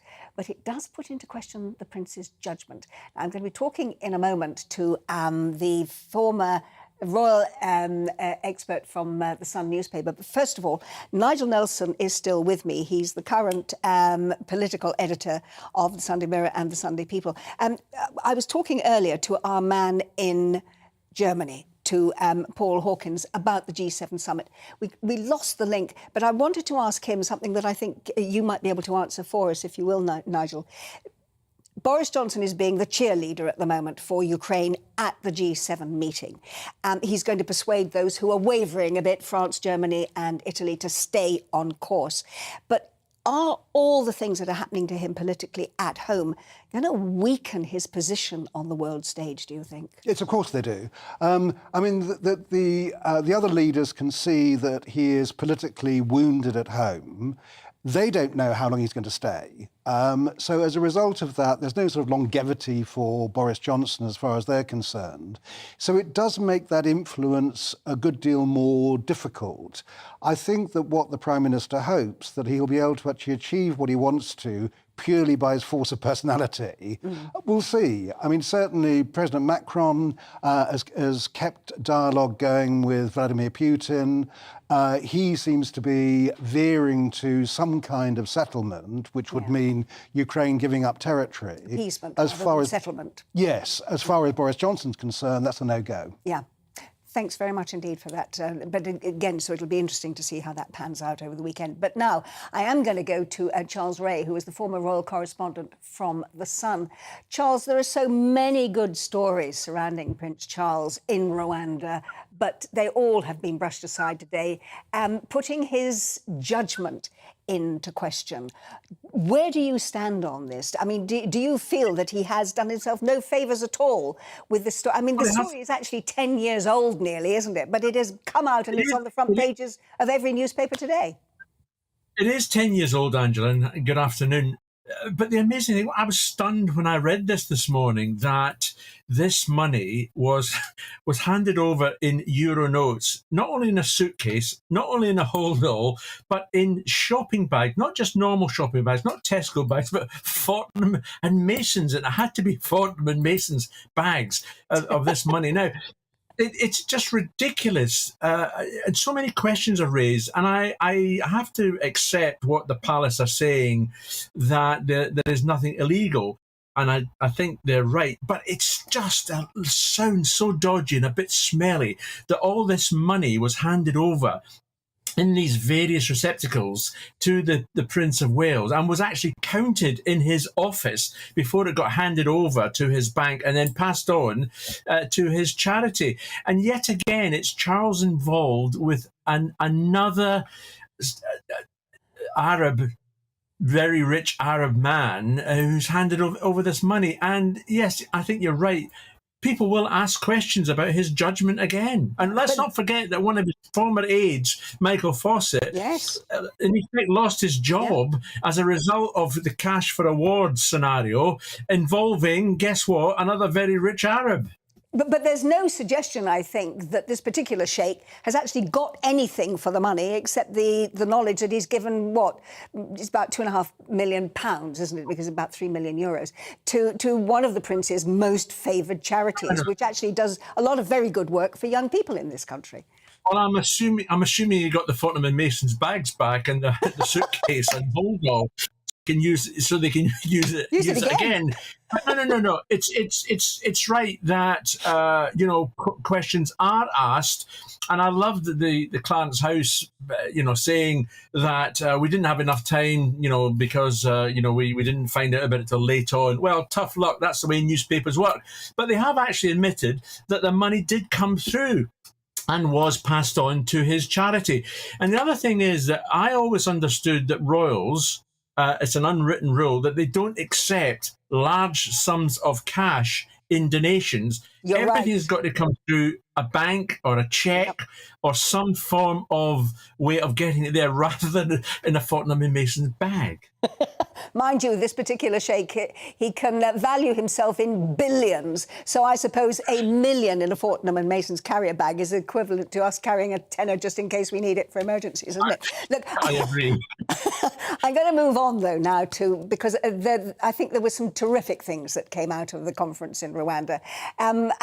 One of the things was, of course, that after the Queen, having been such a supporter of the Commonwealth throughout her 70-year reign, suddenly we've got the heir to the throne saying, if any of you want to become republics, that's OK with me. Is that something he would have had to clear with the Queen before he said it? Well, I'm sure I'm sure he would have spoken to the Queen about it, and I think Prince William has actually said something similar already. Let's not forget that when the Queen does go, that Charles is going to be the the head of the Commonwealth. And I think it is right that we're in a changing monarchy now, and these countries have the right to quit and become independent countries, as we saw in the Bahamas. They became an independent country, but they have not quit the Commonwealth. It does not mean that the Commonwealth's going to die, and even Prince William has said that when it comes his turn, it doesn't necessarily mean he's going to be the head of the Commonwealth. They may have an election for the Commonwealth. Charles is only going to be head of the Commonwealth because the Queen has asked for him to be head of the Commonwealth. So I don't think there's a danger for the Commonwealth. I think these countries, we always have Australia every so often. Australia always says, that's it, we're heading off, we're leaving, we're going to knock out the Queen as the head of state. But they haven't done so yet. I think it's getting closer and closer each time. And I think with Australia and Jamaica, they're the ones to watch, because if and when they do it, then I think you'll find that the others will do it. But as I say, does not mean the end of the Commonwealth. Yeah, well, I think that's the important thing to remember, isn't it? The other thing, of course, that came out of his meeting in Rwanda were the things that he said about slavery. First of all, he said, I cannot describe the depths of my personal sorrow at the suffering of so many as I continue to deepen my own understanding of slavery's enduring impact. And it has been reported subsequently that he's also suggesting the history of slavery should be taught in schools in the same way as the Holocaust is. Now, Prince Charles has already indicated that when he does become king, he intends to modernise the monarchy. Is this, in a way, something of an indication of the way that he intends to do that and to actually take the royal family down a slightly different route? Yeah, I think he is going to take the royal family down a different route, because he's going to be king, and there are things he has obviously in his 74 years or 73 years that he's learned from his mother that he will put into practice, but he will want to be very much his own man. I have to say, Angela, I do agree with him. I think slavery should be taught in schools. I totally agree with that. I'm not too sure that every so often a prince of the realm has got to stand up in a Commonwealth country and beat their breast and say slavery was wrong. We all know slavery was wrong. Slavery hasn't been around for a great many years, apart from the modern day slavery, and I think we should be doing much more about the modern day slavery and getting rid of that. Yeah. Let me bring Nigel in here, Nigel, because, I mean, many of your readers are going to be people that have come from Commonwealth countries and settled here. Are the kind of things that the Prince is saying really going to resonate with your readers? And indeed, is there still the same pride in the Commonwealth among those people that are here? I mean, how do you think your readers are going to reflect and react to what Prince Charles has been saying in Rwanda? Well, I mean, I certainly think on the slavery issue, we've got to remember this is not just a bit of history. It is still a live issue. Yeah. There are families in this country who are rich simply because their ancestors were slavers. Yeah. There are also families in this country who are rich and have modern-day slaves. Yeah, indeed. So, I mean, so Charlie's point was absolutely right. That when it comes down to the modern slavery, we have to crack down on that. But I think the idea of actually recognising the part we played in this is the right way of going. So Prince Charles is talking about a Remembrance Day on the much on the lines of Holocaust Memorial Day. Yeah. I think that's a good idea. It doesn't mean that we are trying to lessen some collective guilt. It doesn't mean that we're trying to appease those people who want to wipe slavery from the national conscience by pulling down statues. It means simply we acknowledge the part that we played in it. Yeah. Charles, one of the other things that Prince Charles did when he was in Rwanda, or in fact before he even went, he was making his own comments, we're told, about what he thought about the plan to send illegal immigrants from this country to Rwanda. And the word that he used to describe this plan was that it was appalling. Now, I mean, is there a thought that perhaps as a member of the royal family, not only should he not be seen to be taking cash, but actually to do it through a different channel, that he should stick to the family motto of, never explain, never complain, but also never get involved in politics? I've lost you. I can't hear you. He has been involved in politics in the sense that he gets himself involved. Remember, a few years ago, he wrote the spidery letters to various ministers asking them questions. He has spoken on the environment. He's spoken on an awful lot of touchy subjects. And other members of the royal family as well get involved in politics, in the sense that, they campaign against homelessness, other worthwhile causes. I'm not against Prince Charles saying that he thinks the Rwanda policy is appalling. That is fair enough. I doubt very much if he was king, he'd have said that in public. I've often wondered what it would have been like to be a fly on the wall when the Queen meets the Prime Minister on a Tuesday afternoon. And I'm sure that she's got various opinions on a variety of subjects. And I'd love to have heard some of the things that she said about some of the policies that the various governments over the last few years have carried out. Do you think then that Charles is taking advantage of the fact that it's presumably for most people, hopefully several years yet before the Queen is no longer head of state and head of the Commonwealth, that he's taking the advantage of having that freedom to be able to say what he likes as the Prince of Wales before he becomes king and therefore has other restraints put on him?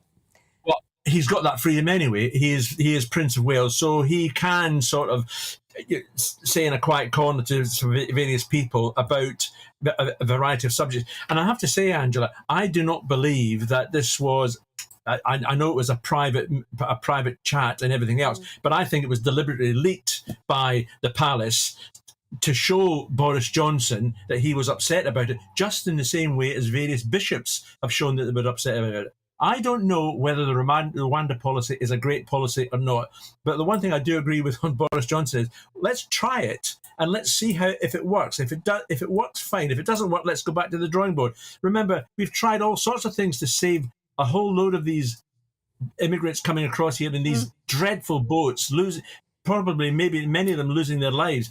And, I think we've got to try and do something. We've tried giving France millions of pounds. That's failed. Let's try it, at least. I mean, again, Nigel, let me ask you, how do your readers react to this, to exactly what Charles is talking about? That, the policy's been introduced, presumably, and actually, to try and stop the misery of the gangs in Europe, taking all that money from people who wish to come to this country and giving them that perilous journey across the Channel. How do your readers... we've got the emails. We've got loads of emails today from people, members of the public, who basically are backing this scheme. Where do you see it sits then? I mean, the country seems to be completely divided on this. Yeah, and I think our readers are divided too, by the way. The problem is that it's not really about stopping cross-channel crossings. We've had 12,000 people already coming across this year. This has proved to be no deterrent to that. The people traffickers will change their methods, so they'll try and get families, or in inverted commas, to actually arrive here. So it's not single men. They'll attach themselves to a mother and child, that kind of thing. So the bit it won't do is actually stop the cross-channel channel crossings. So it feels like a populist policy to appease people who they think are their supporters. And again, a bit like the rail strikes, where I was very surprised that the number of people who support the strikers, or at least have sympathy with them, an awful lot of people, it seems from the opinion polls, don't like this policy and feel that it's cruel, inhumane, and more importantly, un-British. Yeah. Let me go back to Charles. Charles, the fact that Prince Charles does make these sort of comments in public, to me it indicates that he is already, flagging the fact that or looking ahead to the fact that when he does become king, he wants an entirely different monarchy. You have been following the royal family for so many years.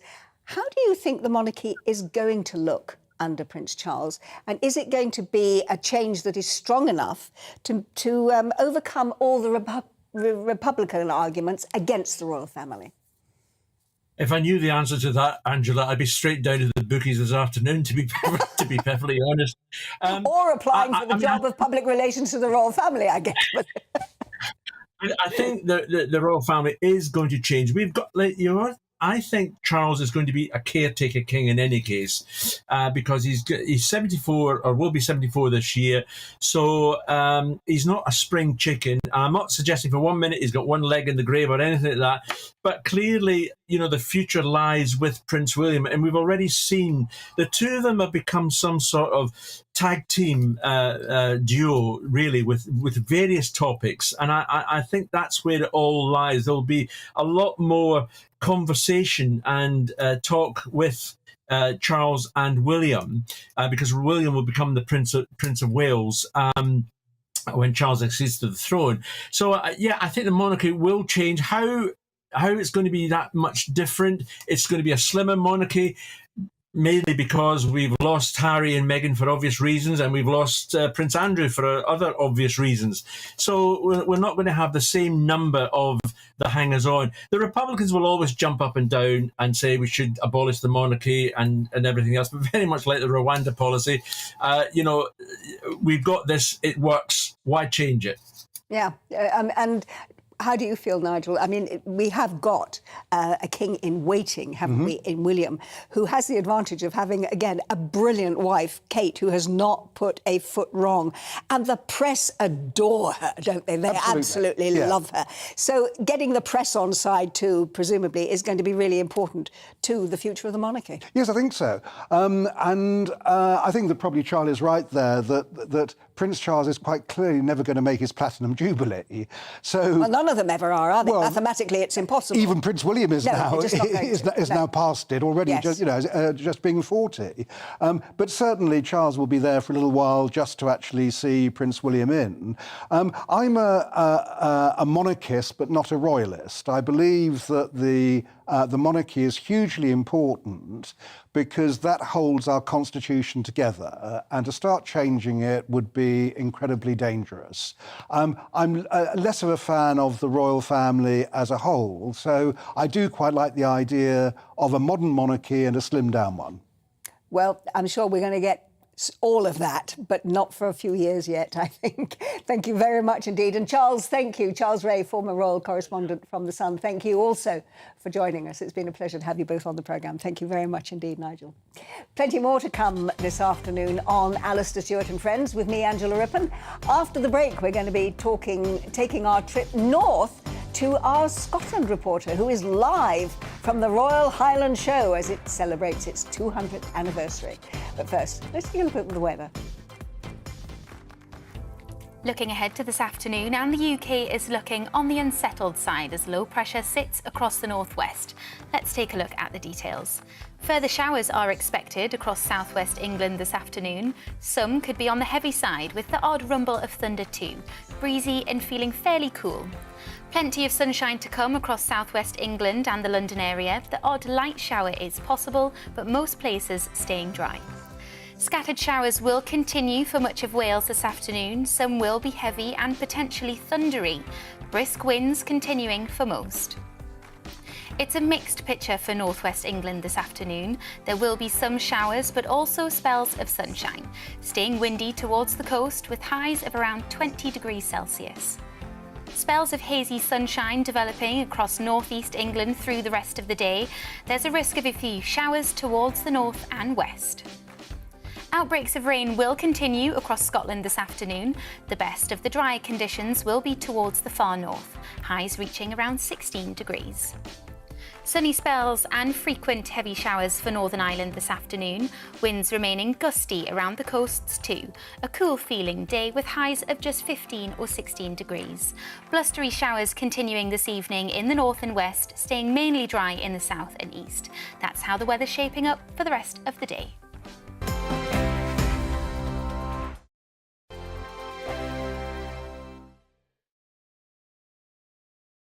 We are GB News. We're right across this great nation. On TV, on radio, on digital. Absolutely everywhere. We don't talk down to you. We embrace all voices.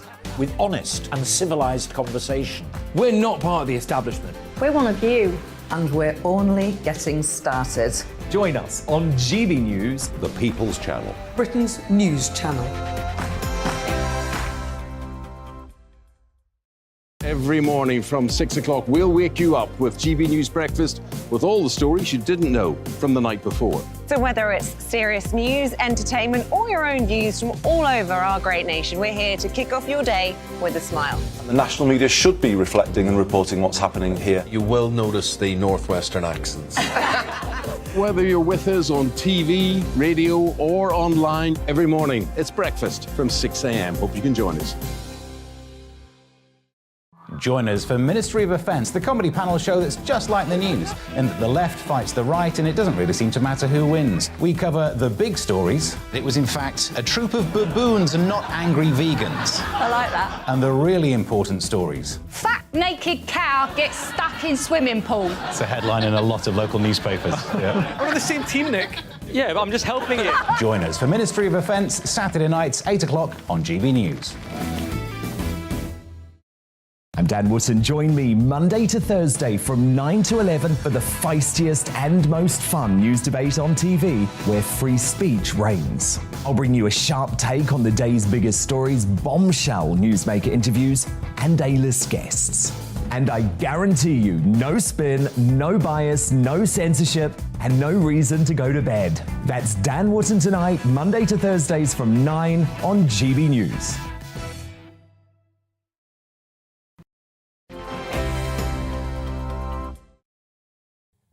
Welcome back. It's 28 minutes past 1 and you're watching and listening to Alastair Stewart and Friends here on GB News with me, Angela Rippon. Now, crowds are returning to the sellout Royal Highland Show as the event celebrates its 200th anniversary. Over the course of 4 days, more than 2,000 livestock competitors and over 6,500 animals are being shown. And our GB News Scotland reporter, Davy Donaldson, has been there all weekend and joins us now. Hello, Davy. Hello, Angela. Hi. Now, I know, Davy, this is the season of county shows. As a young reporter, I covered the Royal Cornwall Show in the West Country and the Devon Show. But you're there up in Scotland. So, I mean, I know that they are very much sort of highlights of the agricultural year. So give me a picture of what is actually happening in Scotland today at this show.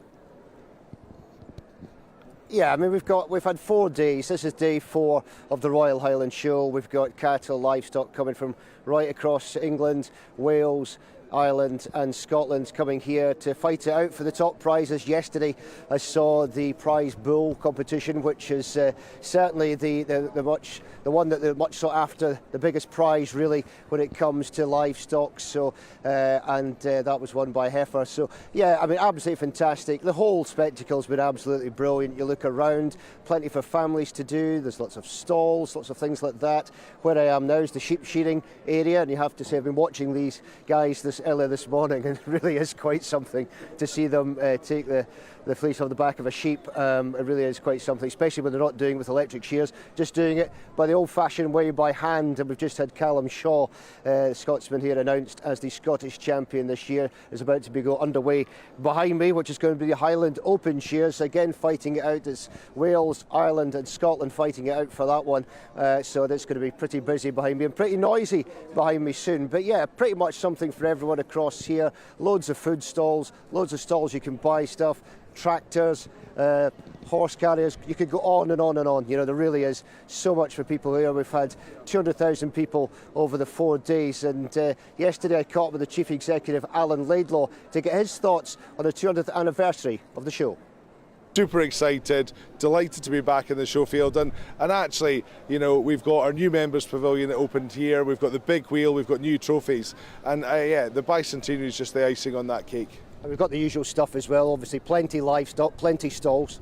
Yeah, absolutely. There should be something for everyone. If you like food and drink, whether you like food and farming, everyone loves a big tractor. Everyone loves some, great ice cream and things like that. So we think in the showground you can spend a day and just keep turning around a corner and finding something else that will keep you happy and that you can enjoy. I've been hearing about wood carvings. I've been hearing about sheep shearing. What's the standout at the show for you? I love the pole climbing up in the forestry area. The sheep shearing is mesmerising. Seeing how fast these guys and girls are able to whip that wool off the back of a sheep is just fantastic. And just a word on the tickets. Some people a little bit disgruntled that you can't pay on the gate anymore. Certainly been a few people not able to get tickets because of that. It's because people want to be here. We've sold out 2 days, and it's because people are desperate to be back at the Royal Highland Show. And I mean, the whole place is bouncing with people having fun. So we're delighted, and book early for next year. Yeah, so there we go. Alan Laidlaw, the Chief Executive, saying book early for next year. I know a lot of people weren't quite happy with the situation this year, not being able to get tickets at the door, but I suppose that's to try and reserve numbers and try and make sure it's manageable here. One of the big announcements here today in the shearing ring behind me was that the Scottish Royal Highland Show is going to have the World Shearing Championships here next year at the Highland Show. So that's a real biggie in terms of farming, because that's a real accolade to have people coming from across the world to come here. So that's absolutely fantastic. So yeah, absolutely brilliant here. Not got the weather quite today that we did yesterday, but still very, very enjoyable. Thanks very much indeed, Davey. You're going to have to watch out for those New Zealand sheep shearers. I tell you, they're a bit hot when they get a sheep and the shearers with them. And I understand also that, in fact, the show has been live streamed around the world. So anyone that couldn't actually get to the show, wherever they live in the world, and the Scots, of course, are all over the world, they were able to share the delights of the show with you. Davey, thank you very much indeed. Davey Donaldson, live for us at the Royal Highland Show. And you're watching and listening to Alastair Stewart and Friends with me, Angela Rippon. Plenty more still to come this afternoon, including I'm going to be speaking to 2 money-saving experts on how you can save money on your tech and household bills. But first, let's bring you up to date with the latest news headlines with Bethany Elsie.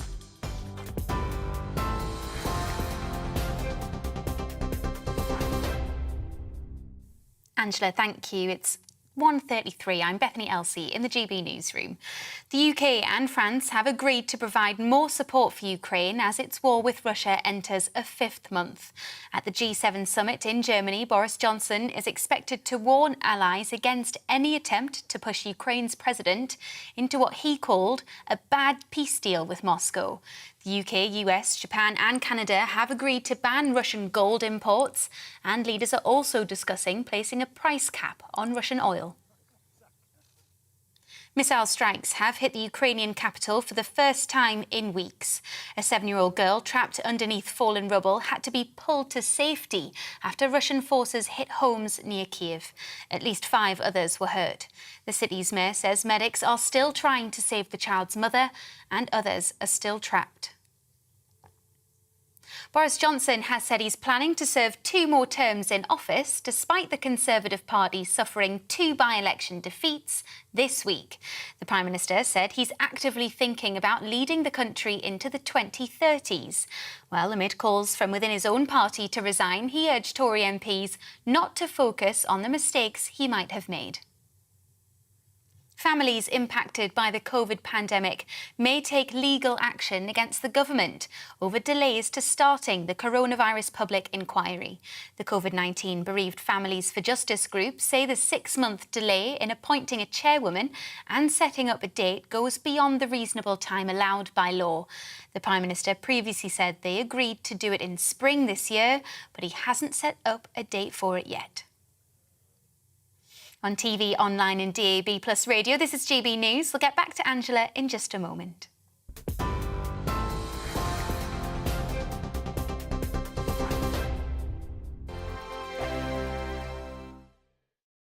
We are GB News. We're right across this great nation. On TV, on radio, on digital. Absolutely everywhere. We don't talk down to you. We embrace all voices.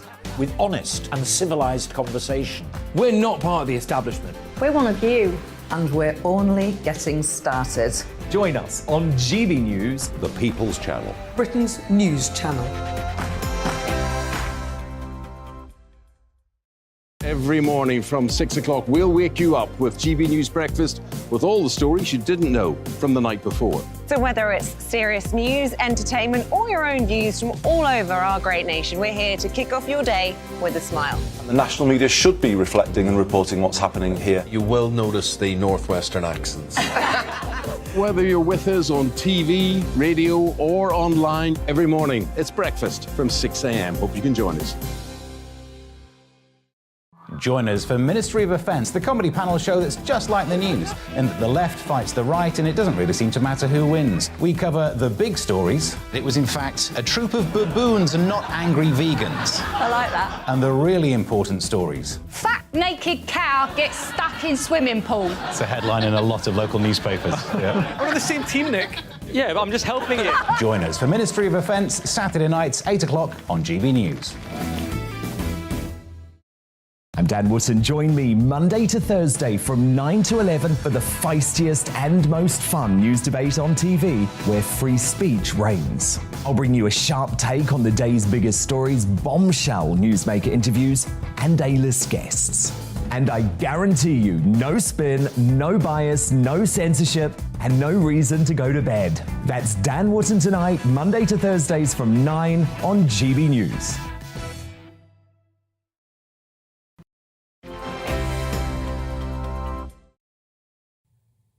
Welcome back. It's coming up to 20 minutes to 2, and you're watching and listening to Alastair Stewart and Friends on GB News with me, Angela Rippon, for this weekend, while Alastair takes the weekend off. I tell you, he went to Hyde Park last night to watch the Rolling Stones. He had a bit of a rave, I gather, but he will be back next week. Growing concerns now with the uncertainty over Boris Johnson's leadership. Workers striking over pay and the cost of living crisis has combined to encourage a very real fear of a possible recession for the first time in 11 years. I'm going to be talking, I hope, a little later in the programme to Lord Caron about statements that he made at a business meeting with leaders in the southwest this week. He is president of the CBI, and he headlined the possibility of Britain facing an economic catastrophe. But looking at the facts of this case, we're going to try and get answers as to why he said we had to do that. But because we're having a little bit of a difficulty getting him at the moment, we're going to take a look at, if you are worried about the cost of living, how you can keep a lot more of your money in your pocket. I'm going to be talking to a couple of people who should be able to help you do exactly that. And joining me to start off with is money-saving tips in technology, and it is technology journalist David McClelland. David, thank you so much for coming on to the programme. Now, I know that your general view view is that we tend to be spending rather more on our tech than we're absolutely aware of. Give me some idea of the areas in which we could be cutting back and actually saving money. Yeah, absolutely, Angela. Well, you know, internet access, for example, that's pretty much an essential utility these days. And I think many people who can ill afford to are paying well over the odds. There's some good news. First of all, competition, at least in the telecom sector, and broadband, mobile, all in the same bucket there. There is a lot of healthy competition there, unlike in the energy sector that I know you'll be talking about later on. So price comparison sites are great. Take a look at those. Very often, all you need to do is to pop in your postcode and you'll be hit with a plethora of new deals, and new ones are being dropped all the time. So it's always worth checking, even if you're still within your minimum term. And a good point, a good starting point for those is the Ofcom approved comparison sites. Ofcom is the industry watchdog. They've got, I think, 7 at the moment approved independent comparison sites that should give you a good view of the market. But here's the thing, and this is a thing that I've got a bit in my bonnet about. There are some tariffs that you're not going to see on these comparison sites, but could save you literally hundreds of pounds a year if you qualify. So, for example, BT is the UK's largest broadband calls provider in the UK, and it launched a new service this time last year, especially for households who are on low incomes and some benefits. But with so much going on in the news at the moment, I think it might have got lost, and I think people are missing out. In fact, I know someone who, I looked at their bill a couple of weeks ago. They're paying £45 a month at the moment for their phone and their internet, but they were eligible to pay just £15 for exactly the same. I know, so that's like £360 a year that were wasted. So this plan is called, it's with BT, it's called Home Essentials. It's a tenner a month for calls, 15 quid if you add on broadband, and it's available to you if you're on certain benefits. So universal credit, income support, pension credit, the guarantee element, employment support allowance. Importantly, you can check that you're eligible, and it's very non-intrusive. It's immediate. You just go to the webpage, type in your national insurance number, and it will tell you immediately if it's available for you. It's not just BT. Virgin Media has got one called Essential Broadband, Sky, and now other big players in the market as well. They've got a lot of these social tariffs. Not everyone does, but you can switch to one that does. I don't think enough people know about these. There are 4 million households in the UK that are eligible for these deals. But Ofcom, the regulator, thinks only about 50,000 have taken one up. So that's like one home, just over one home for every 100 that are eligible. Ofcom told the industry they have to do better at letting customers know about these tariffs. And I'm making it my job today to do exactly the same. So look up those social tariffs and you can save a lot of money. We don't have to rely on Ofcom because David McClelland is doing it. Now, what are the other areas? I mean, we take out subscriptions on streaming services, don't we? Lots of people have still got a landline as well as having a mobile phone. Are these areas where we can save money, and if so, how? Yeah, absolutely. So you mentioned the landline there, for example. As part of digital voice, the country is going digital, and these copper lines that have been plumbed into our homes, connecting us for a long time, providing our phone lines, they are going to be changing. They are going to be switched off. And as a result of that, we are no longer going to be able to use our old phones that we plug into that master socket in quite the same way. This is a gradual change that's happening, but it is happening up and down the country at the moment. Now, I speak for myself and actually quite a few other people in the UK now. I don't have a landline at home anymore. I don't need to pay for one anymore because I get all the calls that I need on my mobile. They are more often than not inclusive all the way through the day. And the calls that I do have to pay for are a lot less money. So if you have an option to have a line going into your home that enables broadband but doesn't give you the landline, then consider that, because you can certainly save a chunk of money on line rental. And you mentioned subscriptions there as well. And I think there are a few things to think of, particularly when it comes to mobile subscriptions. First of all, I can see a picture of a brand new phone on the screen there.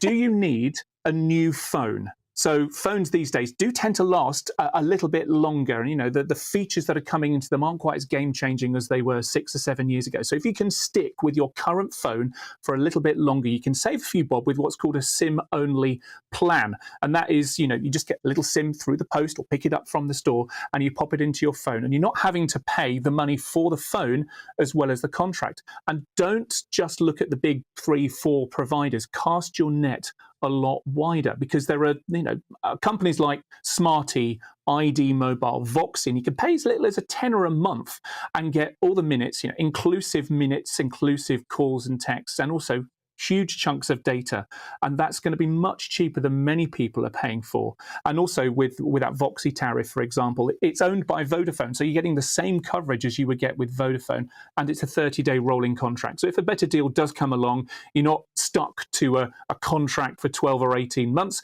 You can cut your ties straight away. David, thank you very much indeed. My goodness, you've given us lots of ways there that we can all save money. Thank you very much indeed. But we're going to cross live now to the Bavarian Alps and the G7 summit, where the German Chancellor, Olaf Scholz, is giving a statement at the summit's opening. We're not. We're going to...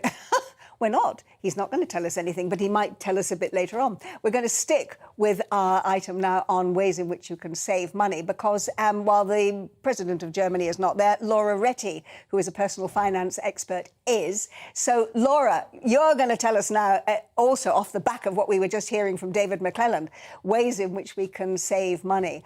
And I suppose most people looking at the rise of the cost of living will be saying, first of all, how can we save money on our food? Yes, so food bills are one thing that we can control. Obviously, we can't control how much our council tax bills are, or indeed how much our energy bills are, unfortunately. However, food is something that we can control. So first of all, make a meal plan. Sounds a bit dull, but honestly, it's a really good way of making savings, because you only buy what you actually need. Secondly, batch cook. If you cook a big meal, freeze it, and then it will last a lot longer. And also set yourself a budget before you go out shopping, whether you're doing that online or in the store. It will really, really help you to make sure that you're not overspending, and especially kind of getting sucked into buy one, get one free deals and ending up with more food than you actually need. Swapping where you shop. Really do think about that. Perhaps use the discounted stores for your everyday goods and the premium stores for, treat goods if there's a birthday or something like that in the house. Also, the ways you pay is quite important. So if you are really good with credit cards and very disciplined with money, if you use a rewards credit card, you get points or cash back every time you spend. And also use cashback websites as well, will actually give you money back each time you spend on food. And if you are going to batch cook, is it a good idea to invest in a slow cooker, because they use considerably less energy than if you were to do, say, make a stew or a soup or whatever on your hob? You could actually save money on your electricity bill, can't you, by using a slow cooker? Yes, that's true. You can save a little bit of money on slow cooking. It depends on your lifestyle. Yeah. Obviously, it's the summer at the moment. If you don't mind eating lots of salads and things like that, that would be much cheaper than obviously turning the oven on at all. So it totally depends on your lifestyle and how many you're cooking for. If you have a large slow cooker and you've got a large family, it probably is one of the most efficient ways of cooking a hot meal. Yeah. Now, what about household bills? We can't really, I suppose, do much about things, as you say, like the money that we have to pay to the local government. But there are other ways in which we can save money on electricity and gas. So at the moment, there's not a huge amount that you can do about saving on your energy bills, because all of the energy companies are actually just charging the tariff that they can up to the cap. So once upon a time, my advice would be absolutely use comparison sites. Sadly, though, I don't think that's really going to help anybody at this stage, because all of the tariffs has reached that cap. But there are other household bills that you can still haggle with. Your car insurance, your house insurance, your mobile phone tariffs, all those other tariffs are things that you should be using comparison sites to. And also, if you find a price that you like on a comparison site, don't feel that you've then got to switch provider. Haggle with your current provider, explain the price that you've seen. And quite often, I find it always works for me. If you say, this is how much so-and-so is going to be charging me, they will reduce your tariff to meet that. So get rid of the feeling of being awkward when you're on the phone with somebody. Just be very, very direct and tell them what you need and tell them what price you want to pay. And in my experience, they will definitely help with that. It is extraordinary, isn't it? The minute you say to an insurance company, well, actually, I'd like to think about this, I can get something cheaper from another one, immediately, suddenly, the price drops. Absolutely, you have to play the game. Never ever, even if you get a letter through and they say we're going to reduce your policy from what it was last year, never think, oh great, brilliant, I don't have to do all of that comparison and haggling malarkey, because I can guarantee you it won't be the best price you can get. You can always shave off a little bit of extra cash, so always haggle. I know you have to phone up and you have to sometimes be on the phone for half an hour, and it feels like, you know, it's quite boring to do, but it can save you hundreds of pounds a year, so it's really worth it, because a lot of people will be needing to find about £3,000 extra per person to beat the rate of inflation and to beat the rate of how fast your energy and fuel bills are going up. So that's a lot of money that you either need to look to make more if you want to keep your, you know, your lifestyle as it has been, or you need to look where you can save. And I would recommend you try and do a little bit of both potentially. Well, I've done it twice now. I've done it on my car insurance and on my house insurance, and I can tell you, saved a lot of money, particularly on the house insurance. Yes. Now, what about fuel? Because fuel prices are rocketing. We are now talking about £2 a litre for fuel.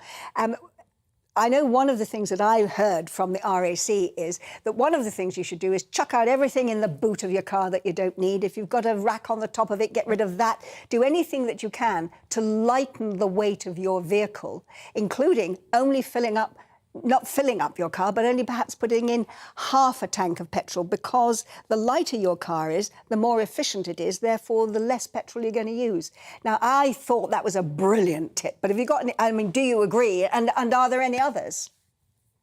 That's absolutely correct. Everything you've just said there is correct. And I remember actually finding out about that fact on a speeding awareness course once upon a time. The man that was instructing the course said to us, only fill your tank half full of fuel, because obviously then your car's lighter, so you're not using as much. And I thought, oh my goodness, what a great tip. I'd never even thought of that before. So absolutely try and keep your car as light as possible.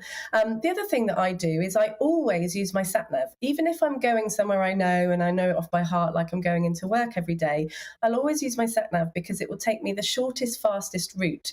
So I'll never have to go a bit further than I need to if there's like an accident or something.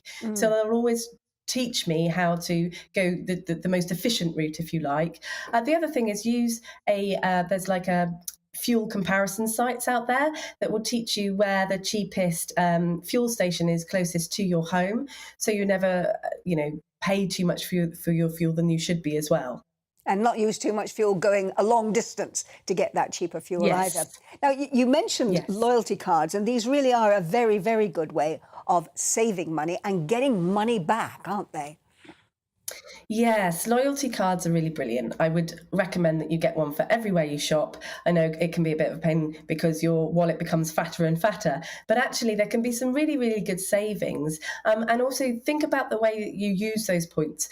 Sometimes they will send you vouchers in the post for £5 off, and you think, great, that sounds like quite a lot of money. But then if you actually look to see what other things that you can do with those points, they can convert into days out for, large leisure resorts around the UK. So that's actually worth a lot more than that £5. They can sometimes be worth up to £40. So do have a look to see where you can maximise your points and use them every single time you shop.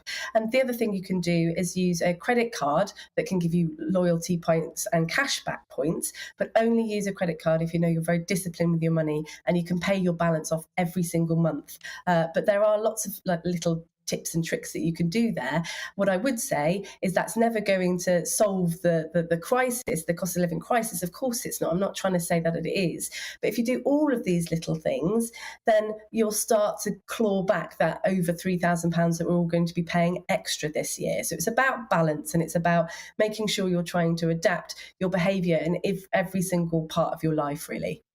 Laura, thank you very much indeed. I think between you and David McLaren have given us lots and lots of ideas of ways in which we can, as you say, top up that £3,000 that so many families are going to need to save this year. Thank you very much indeed for being with us on the programme.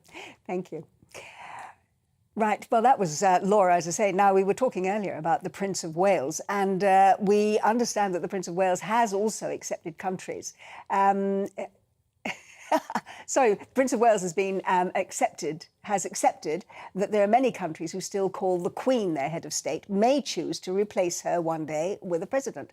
He was speaking at the Commonwealth Heads of Government meeting in Rwanda on Friday, and the heir to the throne also acknowledged the royal family's role in the historic slave trade. It's something that we have just discussed on the programme, but our royal reporter, Cameron Walker, is able to bring us up to date on that. Friendship, loyalty, and a desire for freedom and peace. Her Majesty the Queen's vision for a Commonwealth which bears no resemblance to the empires of the past.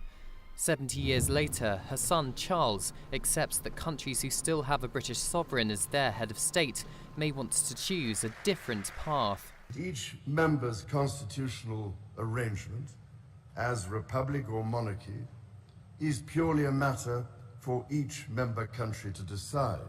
Arrangements such as these can change calmly and without rancour. There was no apology from the heir to the throne for the royal family's historic role in the transportation of East African slaves to the Americas, whose ancestors now debate republicanism versus royalty. Instead, the prince decided to acknowledge the wrongs and urged Commonwealth leaders to do the same. Earlier this week, Prince Charles came face to face with the grim reality of the 1994 genocide against Tutsis in Rwanda. Rows of skulls, belonging to some of the estimated 800,000 victims. And it was Eric Marangua's suggestion, a survivor of the genocide, who encouraged Charles to visit the memorial and reconciliation village. Eric thinks the prince's visit will help more people understand what happened and how Rwanda's rebuilding. It's a very important action to us Rwandans, particularly survivors, but it's also a very important message to the rest of the world. It will help people to understand more about Rwanda and to appreciate how far this country has come.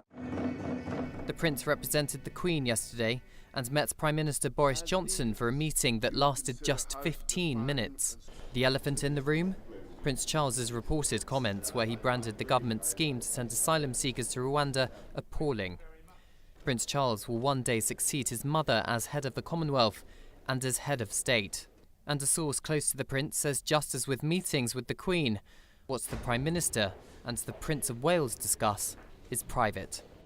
Clarence House previously stressed the prince remains politically neutral. Cameron Walker, GB News. Well, I'm afraid that is all that we have time for today. And just to let you know, Alastair Stewart will be back next Saturday from 12 o'clock until 2 on both Saturday and Sunday. Until then, thank you for allowing me to spend some of the weekend with you. Enjoy the rest of your day and take care and stay well. Thank you very much indeed. That's the end of today's programme. Bye-bye now. Looking ahead to this afternoon, and the UK is looking on the unsettled side as low pressure sits across the northwest. Let's take a look at the details. Further showers are expected across southwest England this afternoon. Some could be on the heavy side with the odd rumble of thunder too. Breezy and feeling fairly cool. Plenty of sunshine to come across southwest England and the London area. The odd light shower is possible, but most places staying dry. Scattered showers will continue for much of Wales this afternoon. Some will be heavy and potentially thundery. Brisk winds continuing for most. It's a mixed picture for northwest England this afternoon. There will be some showers, but also spells of sunshine. Staying windy towards the coast with highs of around 20 degrees Celsius. Spells of hazy sunshine developing across northeast England through the rest of the day. There's a risk of a few showers towards the north and west. Outbreaks of rain will continue across Scotland this afternoon. The best of the dry conditions will be towards the far north, highs reaching around 16 degrees. Sunny spells and frequent heavy showers for Northern Ireland this afternoon. Winds remaining gusty around the coasts too. A cool feeling day with highs of just 15 or 16 degrees. Blustery showers continuing this evening in the north and west, staying mainly dry in the south and east. That's how the weather's shaping up for the rest of the day.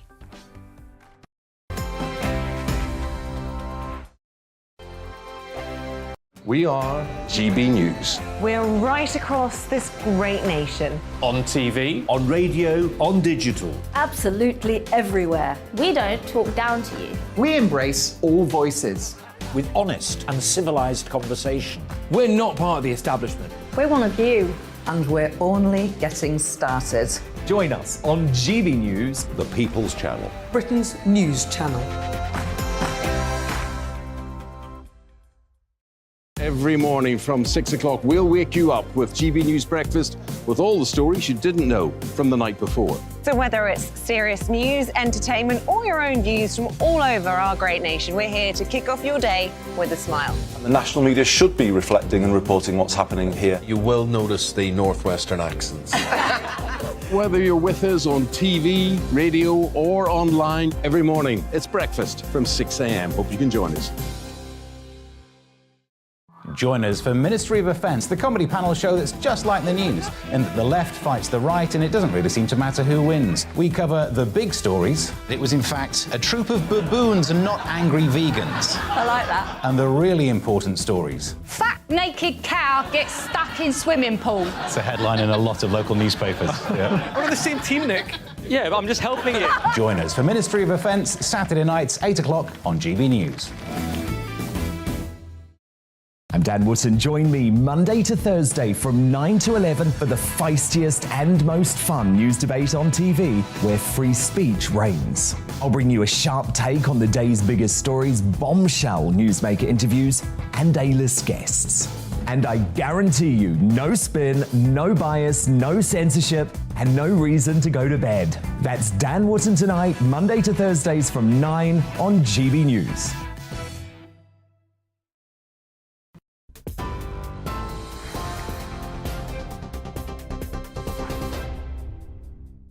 Good afternoon, it's just gone 2 o'clock. I'm Bethany Elsey, here to get you up to date from the GB Newsroom. Boris Johnson is pushing for the West to continue support for Ukraine at the G7 summit in Germany. He says the ban on Russian gold will cut supply to Vladimir Putin's war machine. The UK, US, France, Japan and Canada have agreed to the ban, and leaders are also discussing placing a cap on Russian oil prices. The European Council President Charles Michel agrees, saying the G7 leaders share the same goal. With G7 countries, we all share the same goals: to cut the oxygen from Russia's war machine while taking care of our economies and the economies of our partners. The EU will stand by the people of Ukraine for the long haul to defend its sovereignty and territorial integrity, and to strongly defend our common democratic values. Deadly missile strikes have hit the Ukrainian capital for the first time in weeks. A 7-year-old girl trapped underneath fallen rubble had to be pulled to safety after Russian forces hit homes and a kindergarten near Kyiv. At least one person died and 5 others were hurt. The city's mayor, Vitaly Klitschko, says medics are still trying to save the child's mother and others are still trapped. The building has been destroyed and we understand that there are people under rubble. They are alive. The rescuers are trying to get them out. There is a lot of smoke and we are doing our best to rescue them as soon as possible. Boris Johnson has said he's planning to serve 2 more terms in office, despite the Conservative Party suffering 2 by-election defeats this week. The Prime Minister said he's actively thinking about leading the country into the 2030s. Well, amid calls from within his own party to resign, he's urged Tory MPs not to focus on the mistakes he might have made. The Northern Ireland Secretary, Brandon Lewis, told GB News the PM's optimism is a good thing. And we often get criticised in politics and in government around looking at the next election, the next week, the next few years at most. Having somebody who's looking at that long-term benefit, long-term development of our country, I think is a good thing. And the enthusiasm and the drive and the